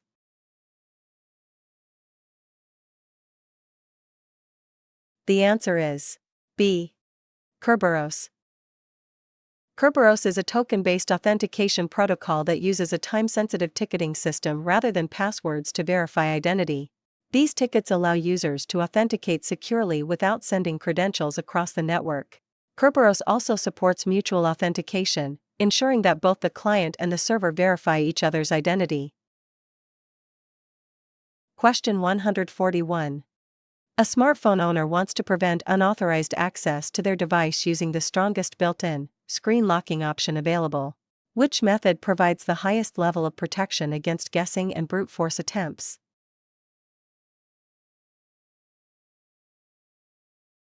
The answer is C. Passphrase. A passphrase is the most secure option listed because it can be significantly longer and more complex than other screen locking methods. Longer passphrases greatly increase the number of possible combinations, which makes brute force and guessing attacks far more difficult to perform. Unlike swipe or pattern locks, which offer minimal resistance, a passphrase can include letters, numbers, and symbols. Pins provide better protection than swipe or pattern locks but are still limited by length and numeric input only. Question 142. A technician is assisting a user with a complex technical issue and needs to ensure the problem is fully understood while maintaining professionalism. The user appears frustrated and is trying to explain multiple symptoms at once. Which communication technique should the technician use to maintain professionalism and ensure accurate troubleshooting?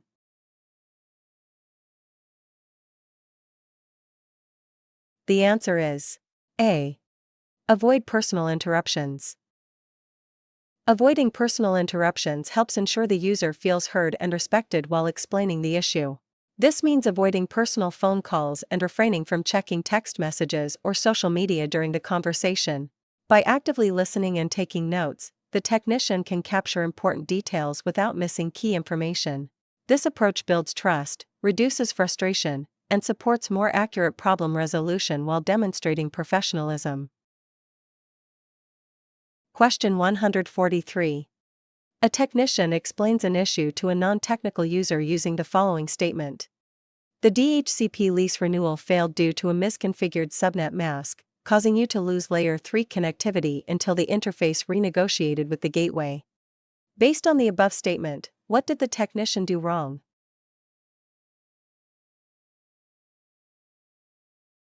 The answer is B. Used excessive technical jargon. Professional communication requires adjusting language to match the audience's level of technical understanding. Using jargon or technical language that is unfamiliar to non-technical users can cause confusion and frustration. Clear, simple explanations help users better understand the issue and feel more comfortable during support interactions. Avoiding unnecessary jargon or technical language demonstrates professionalism and effective communication. Question 144. Which file extension does not commonly indicate a macOS file type?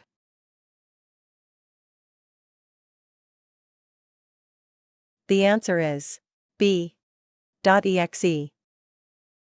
The .exe file extension is used for installing applications on Windows systems and is not natively supported for macOS application installation. macOS commonly uses formats such as .pkg installers, .dmg disk images, and .app application bundles. Question 145. A technician is attempting to install an application on a Windows system, but the installer fails with a message indicating the software is not compatible with the operating system architecture. The system is running a 32-bit architecture. Which of the following installation files should the technician select to successfully install the application?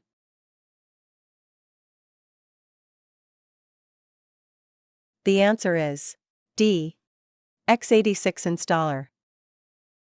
A 32-bit Windows operating system uses the x86 architecture, a term that comes from the early x86 series of processors. Over time, x86 became the standard name used to describe 32-bit architectures. Applications compiled for x86 are designed to run on 32-bit systems, while x64 refers to the 64-bit extension of the x86 architecture and requires a 64-bit operating system. Because of this difference, x64 installers will not run on 32-bit Windows systems. Question 146. A Windows user saves an important document to a shared network folder and is concerned that other users might accidentally remove it. The user wants the file to be hidden during everyday use while still remaining accessible when needed. Which Windows tool should the technician use to help configure this setting?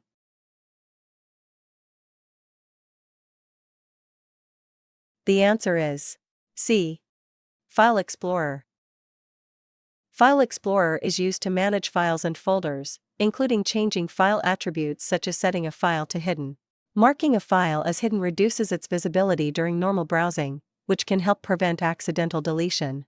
The file remains accessible to users who know it exists or who have settings enabled to view hidden files. This approach provides basic protection without changing permissions. Question 147. A Windows user wants to upgrade their laptop to the latest version of the operating system while keeping existing files, applications, and settings unchanged. The technician plans to perform an in-place upgrade rather than a clean install. Which method is the most effective way to complete this upgrade?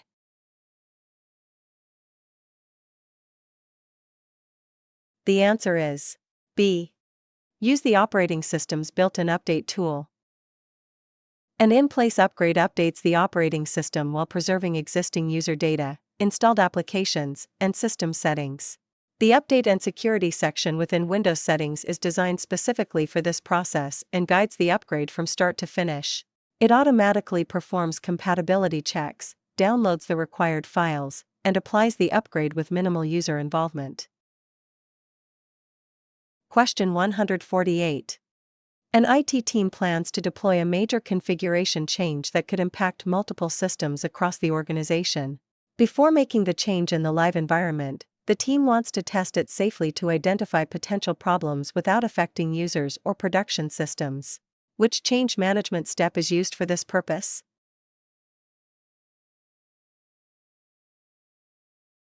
The answer is D. Sandbox testing. Sandbox testing is used to apply proposed changes in an isolated, non-production environment. This allows the IT team to identify potential issues, compatibility problems, or unexpected behavior before the change is implemented in the live environment. By testing changes safely, organizations reduce the risk of outages or user impact. Sandbox testing is a key step in effective change management procedures. Question 149. An organization categorizes changes based on urgency and risk.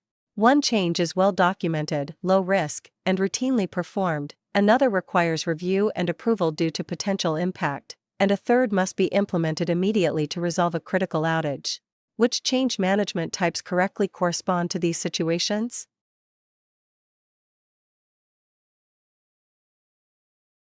The answer is A. Standard change, normal change, emergency change. A standard change is a low-risk, repeatable change that follows a predefined process and does not require additional approval. A normal change is evaluated through the change management process and requires review and approval before implementation. An emergency change is performed immediately to address critical issues such as system outages or security incidents. Understanding these change types helps ensure changes are handled appropriately and safely. Question 150. Which change management concept refers to a scheduled period of time when system updates, upgrades, or maintenance tasks are performed to minimize impact on users?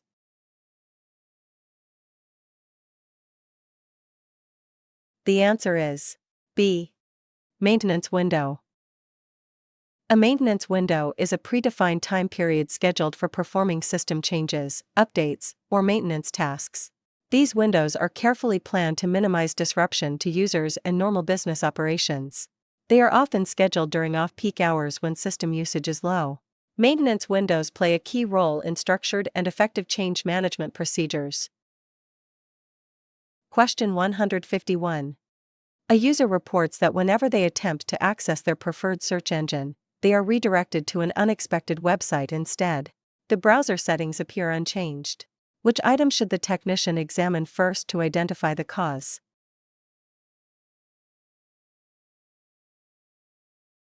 The answer is B. DNS server settings. DNS servers are responsible for translating website names into IP addresses. If DNS settings are incorrect or have been maliciously altered, users may be redirected to unintended or malicious websites even when typing correct URLs. Checking DNS configuration is a common first step when unexpected redirection occurs. Question 152. A systems administrator manages several Linux servers and needs to run the same sequence of commands on a regular schedule without typing them manually each time. The solution must work directly from the Linux command line and be easy to modify as tasks change. Which option is most appropriate for this purpose?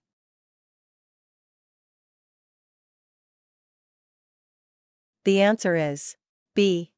Shell script. A shell script is used in Linux to automate repetitive command line tasks by executing a series of commands in sequence. It allows administrators to save time, reduce errors, and standardize system operations. Shell scripts run directly in the Linux shell and can be easily edited or scheduled.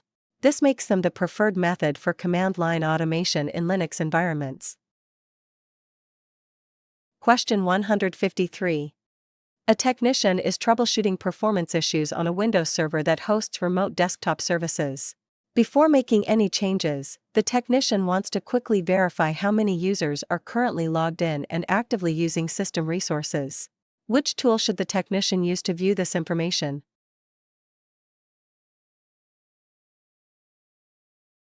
The answer is B. Task Manager. Task Manager allows administrators to view currently logged-in users and their active sessions on a system running remote desktop services. It provides real-time visibility into user sessions, resource usage, and running processes associated with each connection. This makes it an effective tool when checking how many users are actively connected and how those sessions are impacting system performance. Question 154. Which security principle ensures that users and systems are granted only the minimum level of access required to perform their assigned tasks?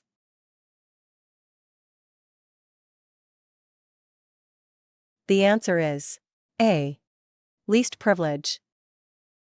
The principle of least privilege limits user and system access to only what is necessary to perform required tasks. By reducing excessive permissions, this principle minimizes the potential impact of mistakes, misuse, or security breaches. It is a foundational security concept used to reduce attack surfaces and contain damage if an account is compromised. Least privilege is commonly applied to user accounts, applications, and system services. Question 155.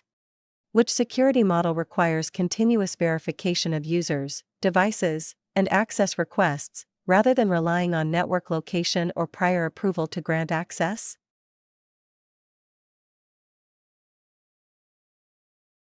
The answer is C. Zero Trust. The Zero Trust model is based on the idea that access must be verified every time it is requested. Instead of assuming access is safe because a user or device is on an internal network, each request is authenticated and authorized individually. This approach helps prevent attackers from moving freely if an account or device is compromised. Zero Trust is commonly applied in modern enterprise and cloud-based environments. Question 156. Which security solution is designed to detect and prevent sensitive information from being transmitted outside an organization through email, file transfers, or cloud services?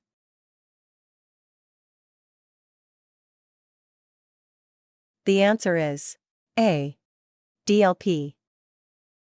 Data Loss Prevention, or DLP, is a security solution designed to identify, monitor, and protect sensitive information. DLP tools help prevent confidential data from being accidentally or intentionally transmitted outside an organization through channels such as email, file transfers, or cloud services. They can monitor data while it is being used, moved, or stored. This makes DLP especially important for protecting regulated, proprietary, or personally identifiable information. Question 157.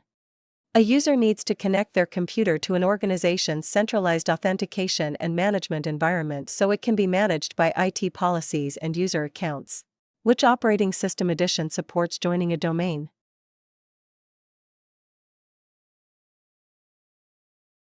The answer is D. Windows 11 Pro. Joining a domain requires operating system features that support centralized authentication, policy enforcement, and administrative control. Home editions of Windows do not include domain join functionality. Professional editions, such as Windows 11 Pro, are designed for business environments and support domain membership. This allows systems to be managed through tools like Active Directory and group policy. Question 158. A user reports that a specific external website used for work is being blocked or restricted by the browser's security settings. The site is known to be safe and must be added to a safe list so it runs with fewer security restrictions. Which Windows setting should the technician configure to accomplish this?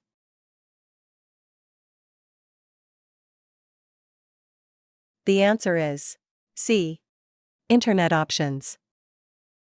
Internet Options is used to configure browser-related security settings, including trusted sites. Adding a website to the trusted sites zone allows it to run with relaxed security restrictions compared to the default zone. This setting is commonly adjusted when users need access to known safe external web applications. Internet Options is the correct location for managing these trust levels. Question 159. An organization wants to deploy lightweight laptops that rely heavily on web-based applications, cloud storage, and browser-driven workflows. The operating system should be simple to manage, quick to boot, and tightly integrated with online services rather than traditional locally installed software. Which operating system best fits this use case?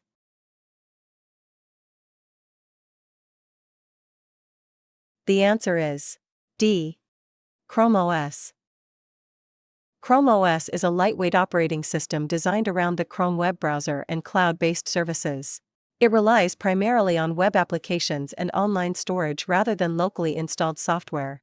Chrome OS devices typically offer fast startup times, simplified management, and strong security through sandboxing and automatic updates. This makes Chrome OS well suited for environments focused on web-based productivity and cloud computing. Question 160. A technician is preparing a new storage drive before installing an operating system on a workstation. The drive must be divided so the OS can be installed properly and data can be organized as required. Which installation task is the technician performing?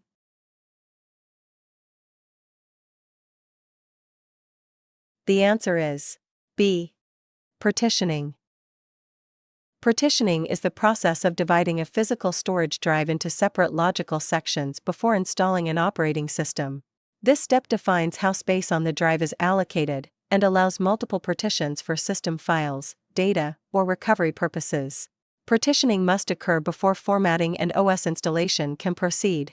It is a fundamental step during OS installation and upgrade scenarios. Question 161. Which of the following statements about disk partitioning schemes is true?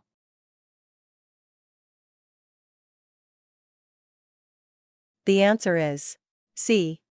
GPT supports larger disk sizes and more partitions than MBR. Master Boot Record, or MBR, is an older partitioning scheme that has limitations on disk size and the number of partitions it can support. Because of its design, MBR is restricted to smaller disks and fewer partitions. GUID Partition Table, or GPT, was developed to overcome these limitations by supporting larger disk sizes and a greater number of partitions.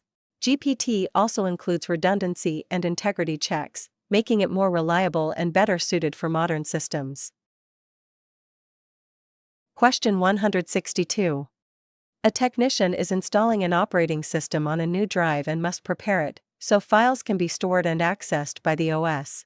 The partition has already been created, but the system cannot use the drive until the next step is completed. Which installation task should the technician perform next?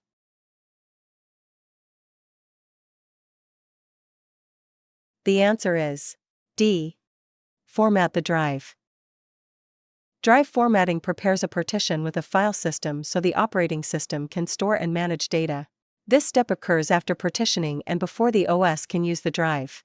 During formatting, a file system type is selected, such as NTFS, exFAT, or FAT32, which determines how files are organized, stored, and accessed on the disk. Without formatting and choosing an appropriate file system, the operating system cannot write or manage data on the partition.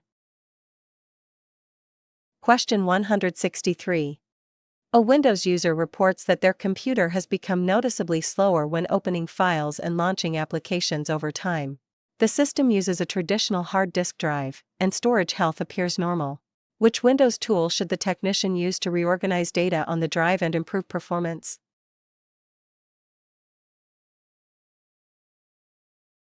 The answer is B. Disk defragment. The Windows Disk Defragment tool reorganizes fragmented data on a traditional hard disk drive, so related file pieces are stored closer together on the disk. This reduces the time required for the drive to read files, which can improve overall system performance. The tool is designed for mechanical drives rather than solid-state drives. Running disk defragmentation is a common maintenance task for HDD-based systems. Question 164. A technician is working in a Windows command line environment and needs to navigate from the current directory to a different folder in order to run additional commands. Which command should the technician use to move between directories?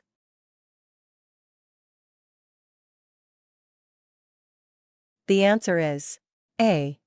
CD. The CD command, short for change directory, is used to move between folders in the command line.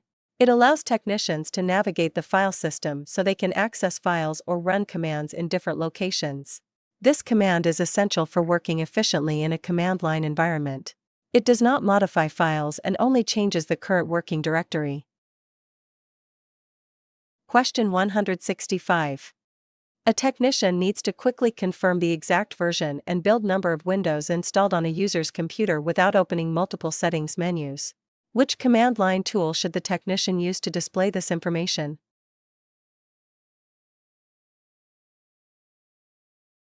The answer is D. WinVer. The WinVer command displays the Windows version, edition, and build number in a simple dialog box. It is commonly used to quickly verify OS details during troubleshooting or compatibility checks.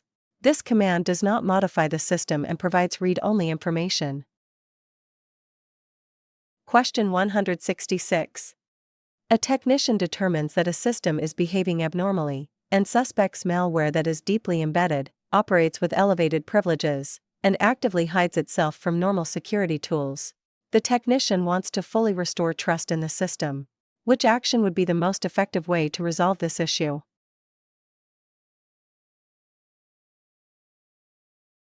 The answer is B. Reinstall the operating system. Malware that hides itself, runs with elevated privileges, and resists detection is characteristic of a rootkit.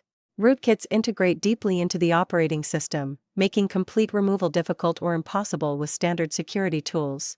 Reinstalling the operating system ensures all malicious components are removed and restores system integrity. This approach provides the highest level of assurance that the system can be trusted again. Question 167. A technician is configuring a small office or home office wireless router. The customer wants the wireless network set up using the strongest security settings available. Which configuration should the technician apply to best meet this requirement?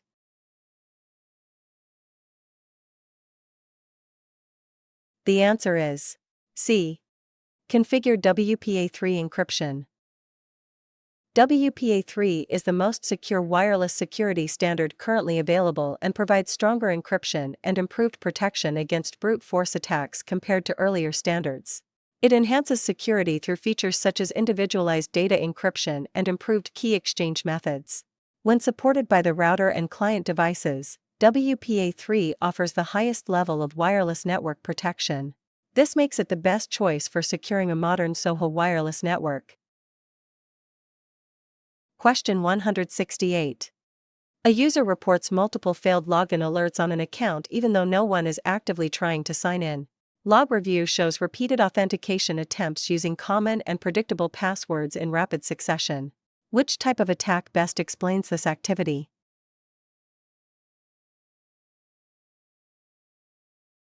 The answer is A. Dictionary attack. A dictionary attack attempts to gain access by systematically trying common words, phrases, or known password lists. Instead of testing every possible combination, it relies on passwords that users frequently choose.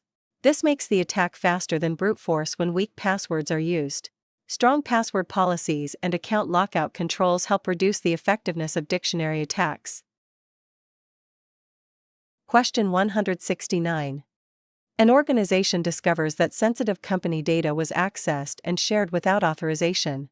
The activity originated from a valid employee account with approved access, and no external intrusion indicators are found. Which security threat best explains this situation?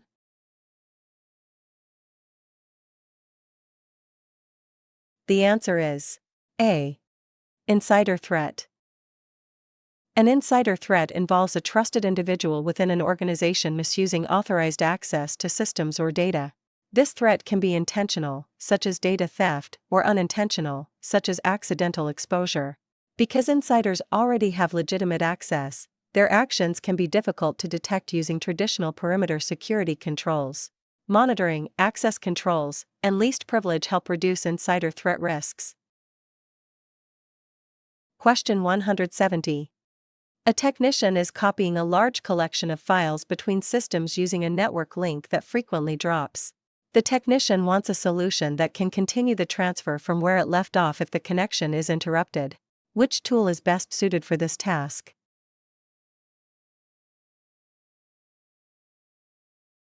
The answer is D. Robocopy. Robocopy is designed for robust and reliable file transfers, especially over unstable or slow connections. It can resume interrupted transfers, retry failed copies, and skip files that have already been successfully copied. This makes Robocopy ideal for moving large numbers of files where interruptions are likely. Other file copy tools do not provide the same level of resiliency. Question 171. An organization has just finished deploying a new backup and recovery solution. Before any other backup jobs can be scheduled or run, the system must establish a baseline copy of all data. Which type of backup should be performed first?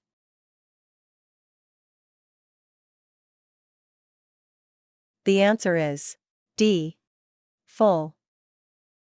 A full backup creates a complete copy of all selected data and establishes a reliable baseline for the backup system. Differential and incremental backups both depend on an existing full backup to identify and store only changed data. Without this initial full backup, there is no reference point for tracking changes. Question 172.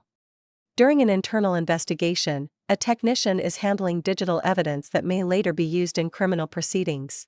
Which requirement must be maintained throughout the entire forensic evidence lifecycle to ensure the evidence remains credible?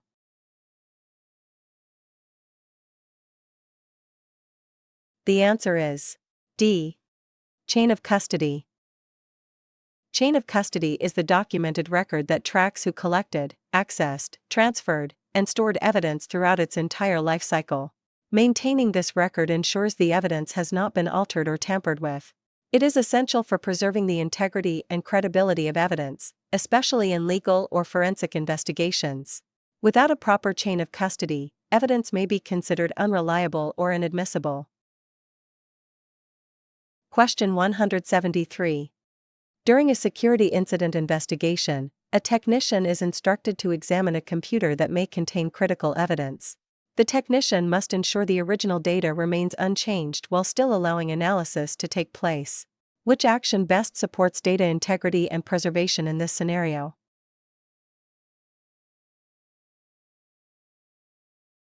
The answer is B. Clone the drive. Cloning the drive creates an exact bit-by-bit copy of the original storage device. This allows investigators to analyze the data without modifying or contaminating the original evidence. Preserving the original drive in an untouched state is essential for maintaining data integrity and evidentiary credibility. Drive cloning is a standard best practice in forensic investigations. Question 174. During a digital forensics investigation, a technician must collect evidence in a way that minimizes data loss.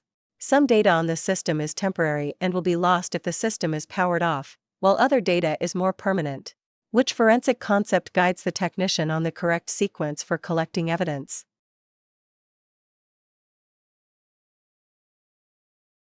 The answer is C. Order of volatility. The order of volatility is a forensic concept that explains which data should be collected first during an investigation. Data that changes quickly or disappears when a system is powered off, such as running programs or system memory, must be captured before more permanent data like files stored on a hard drive. Collecting evidence in this order helps prevent the loss of important information. Question 175. An organization is reviewing its security policies after discovering that sensitive user information was exposed in a data breach. The data included details that could be used to identify specific individuals. Which type of data is the organization most concerned about protecting in this scenario?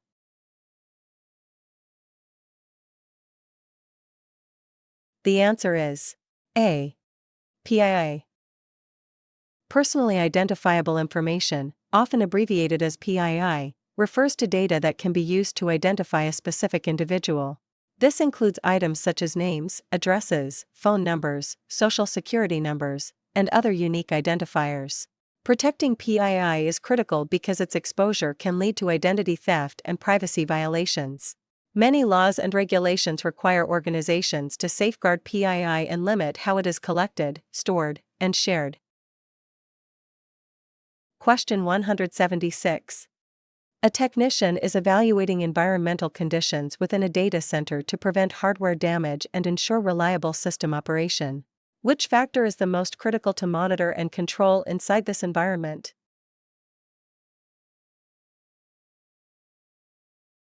The answer is B. Humidity levels. Humidity levels are a critical environmental concern in data centers because improper humidity can damage equipment. Low humidity increases the risk of electrostatic discharge, while high humidity can lead to condensation and corrosion. Maintaining proper humidity helps protect sensitive hardware and ensures reliable operation. Data centers carefully control humidity as part of their environmental management strategy. Question 177. A smartphone user reports that the display no longer changes orientation when the device is turned. The screen remains in the same viewing position even though the phone is physically moved, and no error messages are shown. Which setting should the technician check first?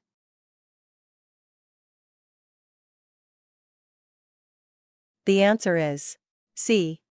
Screen rotation lock. Mobile devices often use built-in motion sensors to detect when the device is rotated. If the setting that allows the screen to change orientation is disabled, the display will remain fixed even when the device is turned. Checking this setting is a quick and simple first troubleshooting step. Once it is enabled, the screen should rotate normally again. Question 178. An organization wants to restrict entry to its data center so that only authorized personnel can physically enter the facility. The solution must verify identity before granting access at the door. Which control would best meet this requirement?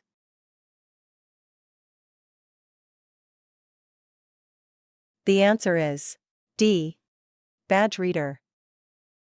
A badge reader enforces secure physical access by requiring authorized credentials before allowing entry. It ensures that only approved individuals can access sensitive areas such as a data center. Badge readers also support access logging, allowing organizations to track who entered and when. Question 179.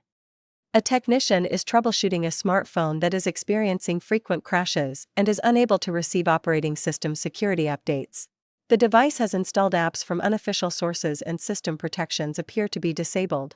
Which security issue best explains the situation?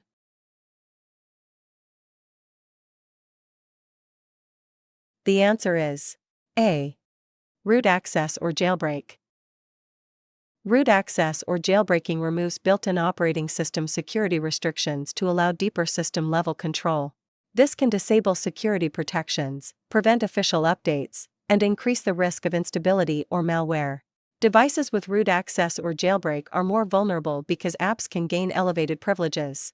For this reason, many organizations consider rooted or jailbroken devices a security risk. Question 180. A user reports receiving a phone call from someone claiming to be from the company's IT department. The caller pressures the user to immediately provide login credentials to fix an urgent account issue. Which type of social engineering attack does this scenario describe?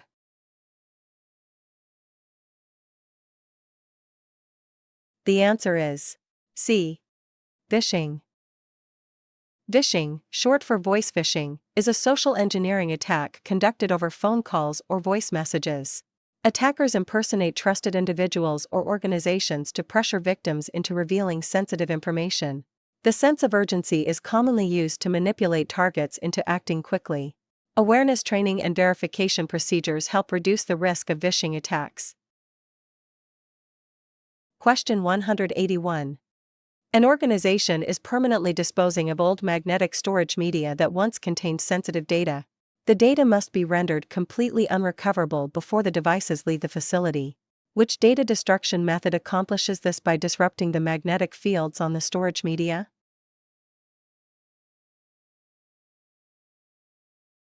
The answer is D. Degaussing. Degaussing is a data destruction method that uses a strong magnetic field to disrupt and erase the magnetic patterns on storage media. This process makes the data permanently unreadable and unrecoverable. Degaussing is effective on magnetic media such as hard disk drives and tapes, but it renders the device unusable afterward. It is commonly used when securely disposing of sensitive or classified data. Question 182. A technician is preparing to replace internal components inside a desktop computer. The technician wants to ensure the internal components are protected from damage during service. Which safety procedure would best protect the components?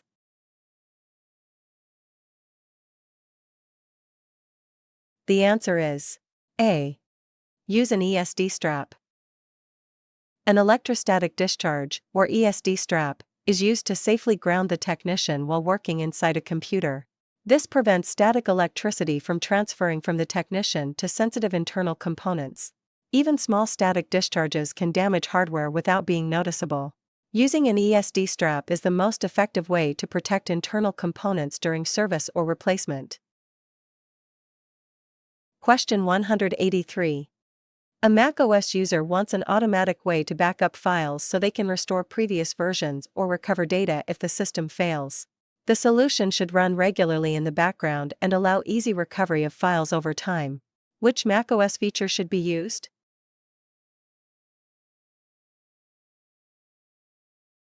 The answer is A. Time Machine. Time Machine is the built-in macOS backup feature that automatically creates regular backups of files and system data. It allows users to restore individual files, folders, or entire systems from previous points in time. Question 184. An IT team is planning to implement a significant system change that could impact multiple users and services. Before approving the change, the team wants to evaluate the potential impact, likelihood of failure, and possible consequences if something goes wrong. Which change management step is being performed?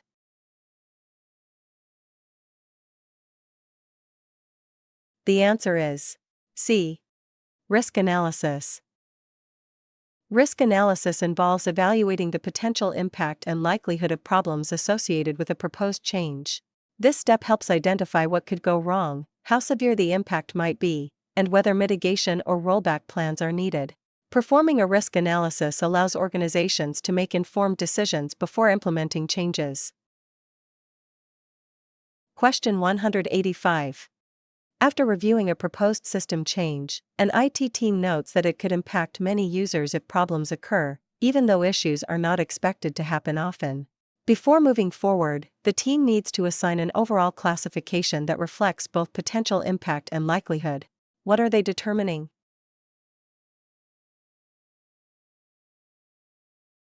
The answer is C. Risk level. Risk level indicates the overall risk of a proposed change by weighing how likely an issue is to occur and how severe the impact would be if it does. Assigning a risk level helps teams determine the appropriate amount of review, testing, and approval required before implementation. This process ensures changes are managed carefully and minimizes the risk of unexpected disruptions. Question 186. An organization continues to use an operating system that is no longer supported by the vendor. From a security and maintenance perspective, what is the primary concern once an operating system reaches its end of life?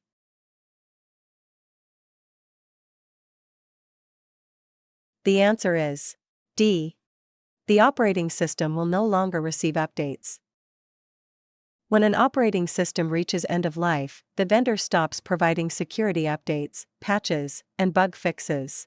This leaves the system exposed to new vulnerabilities and security threats that will never be addressed.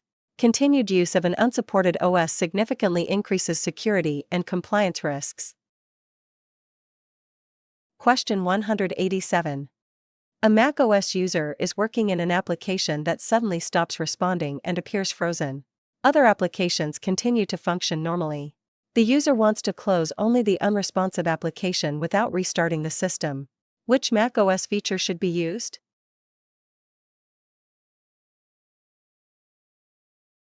The answer is B. Force quit. Force quit is a macOS feature used to immediately close an application that has become unresponsive. It allows the user to stop the problematic application without affecting other running applications or restarting the system. This is the fastest way to recover from a frozen application on macOS. Question 188. A company discovers that a public-facing web application is returning unexpected database information when users enter specially crafted input into a login form. Investigation shows the input is being interpreted as part of a database command instead of normal text. Which type of attack best explains this behavior?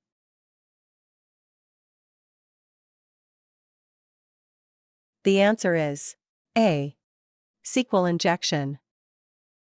SQL injection is an attack that targets applications connected to a database.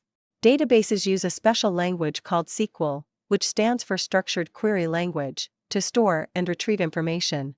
If an application does not properly check user input, an attacker can insert database commands into form fields and cause the system to reveal or alter data.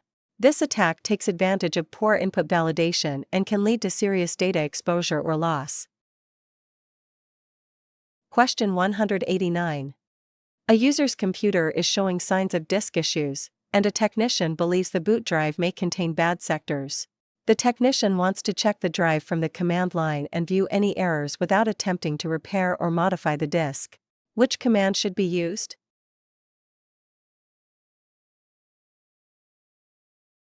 The answer is C. Run check disk in read-only mode as an administrator. The check disk command is used to examine a disk for file system errors and bad sectors. When it is run without repair options, the command performs a read-only scan that reports problems without modifying any data on the drive. This allows a technician to safely assess the health of the disk and confirm whether bad sectors are present. Question 190. Which type of attack occurs when malicious code is injected into a trusted website and then executed in a user's web browser?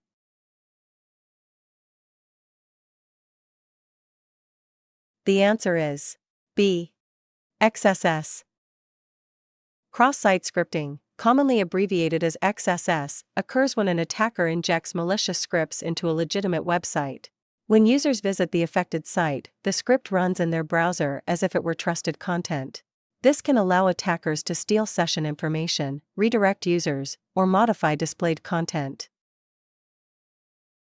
Question 191. A Windows system suddenly crashes and displays a blue screen of death before restarting. The technician wants to identify the specific reason for the crash so they can research the cause and apply the correct fix. Which piece of information shown on the screen is most useful for troubleshooting this issue?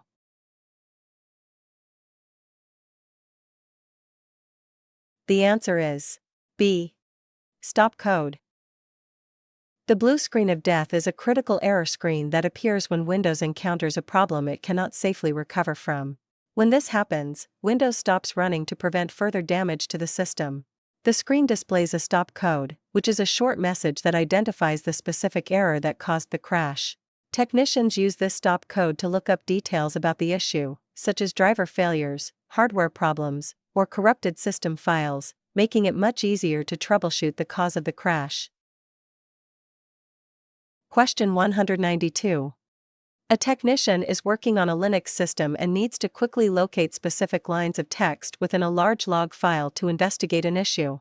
Manually scrolling through the file would be inefficient. Which Linux command line tool should be used to search for matching text patterns?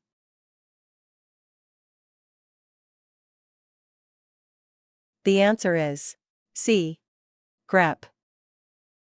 The grep command is used in Linux to search for specific text patterns within files or command output.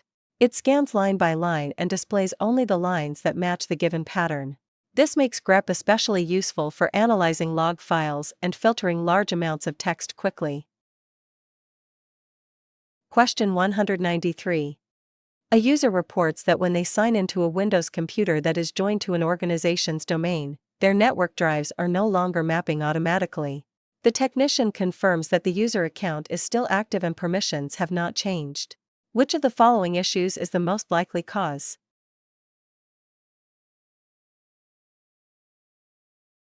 The answer is D. The login script failed. In an Active Directory environment, login scripts are often used to automatically map network drives or configure user settings at sign-in. If the script fails to run, these actions will not occur even though the user can still log in successfully. This commonly happens due to script errors, path issues, or connectivity problems with the domain. Checking the login script is an important step when expected resources are missing after sign-in. Question 194. Before installing a new software application, a user is prompted to review the EULA. Which type of information is most commonly included in this agreement?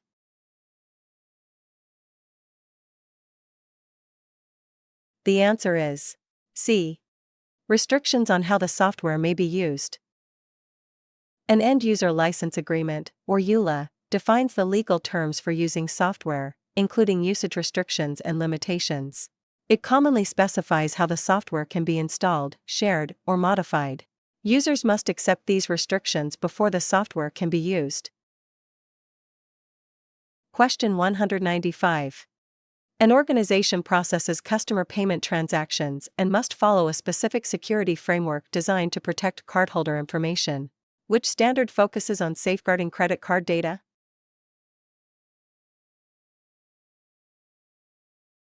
The answer is B. PCI DSS. Payment Card Industry Data Security Standard, or PCI DSS for short, is a set of security requirements designed to protect credit card information. It applies to any organization that stores, processes, or transmits cardholder data. PCI standards help reduce fraud by enforcing controls such as encryption, access restrictions, and regular security monitoring. Compliance with PCI is required for businesses that handle credit card transactions. Question 196. A technician is troubleshooting a Windows computer that cannot connect to the local network. The technician needs to view the system's current network configuration, including IP address, subnet mask, and default gateway. Which command line tool should be used?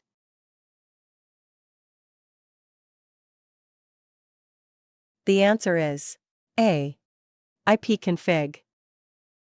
The ipconfig command displays the current network configuration of a Windows system. It shows details such as the IP address, subnet mask, default gateway, and DNS information. This makes ipconfig a primary troubleshooting tool when diagnosing connectivity issues. Question 197. An IT department is performing an inventory audit of all company-owned equipment. The team needs a consistent way to identify each device, track ownership, and record maintenance history across multiple locations.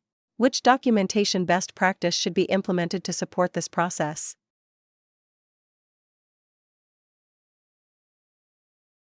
The answer is A. Asset tags and IDs. Asset tags and IDs provide a unique identifier for each piece of equipment within an organization.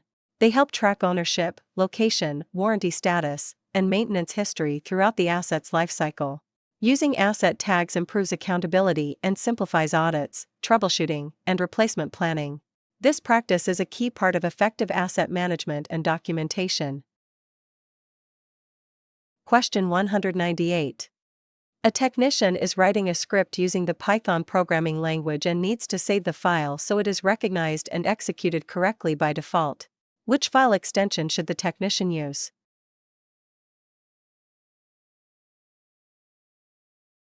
The answer is B. .py. Python scripts use the .py file extension by default.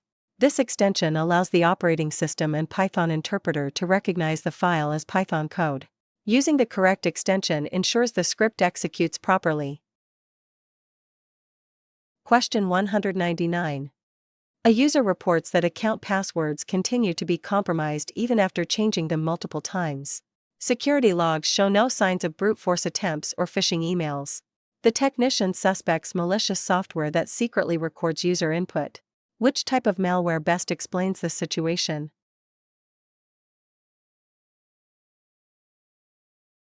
The answer is B. Keylogger.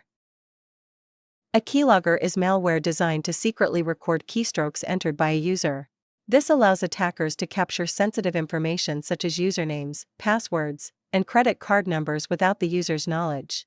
Because the credentials are stolen as they are typed, changing passwords alone does not resolve the issue. Question 200. With regards to change management, which of the following defines the extent of a change?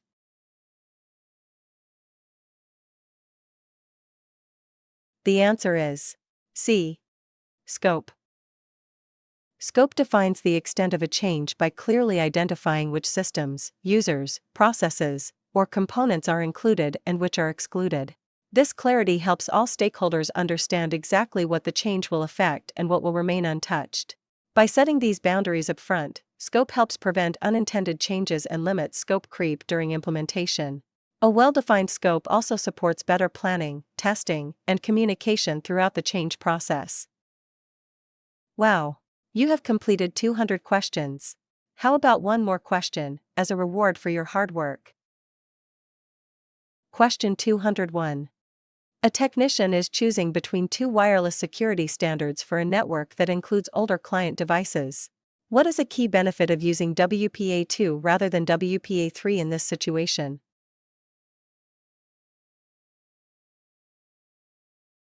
The answer is D.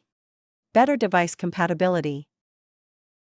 WPA2 is widely supported by older wireless devices that may not be compatible with WPA3. While WPA3 offers enhanced security features, many legacy devices cannot connect to networks using WPA3 encryption. Using WPA2 ensures that a broader range of devices can successfully connect without requiring hardware upgrades.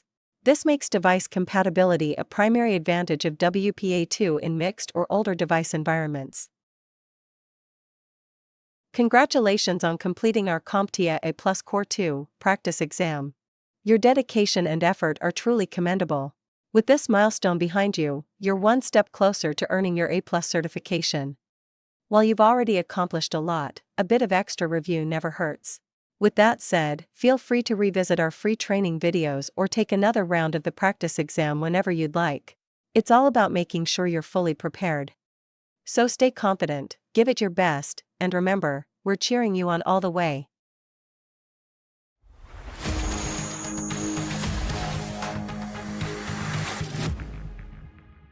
Thank you for watching. Subscribe for more great content.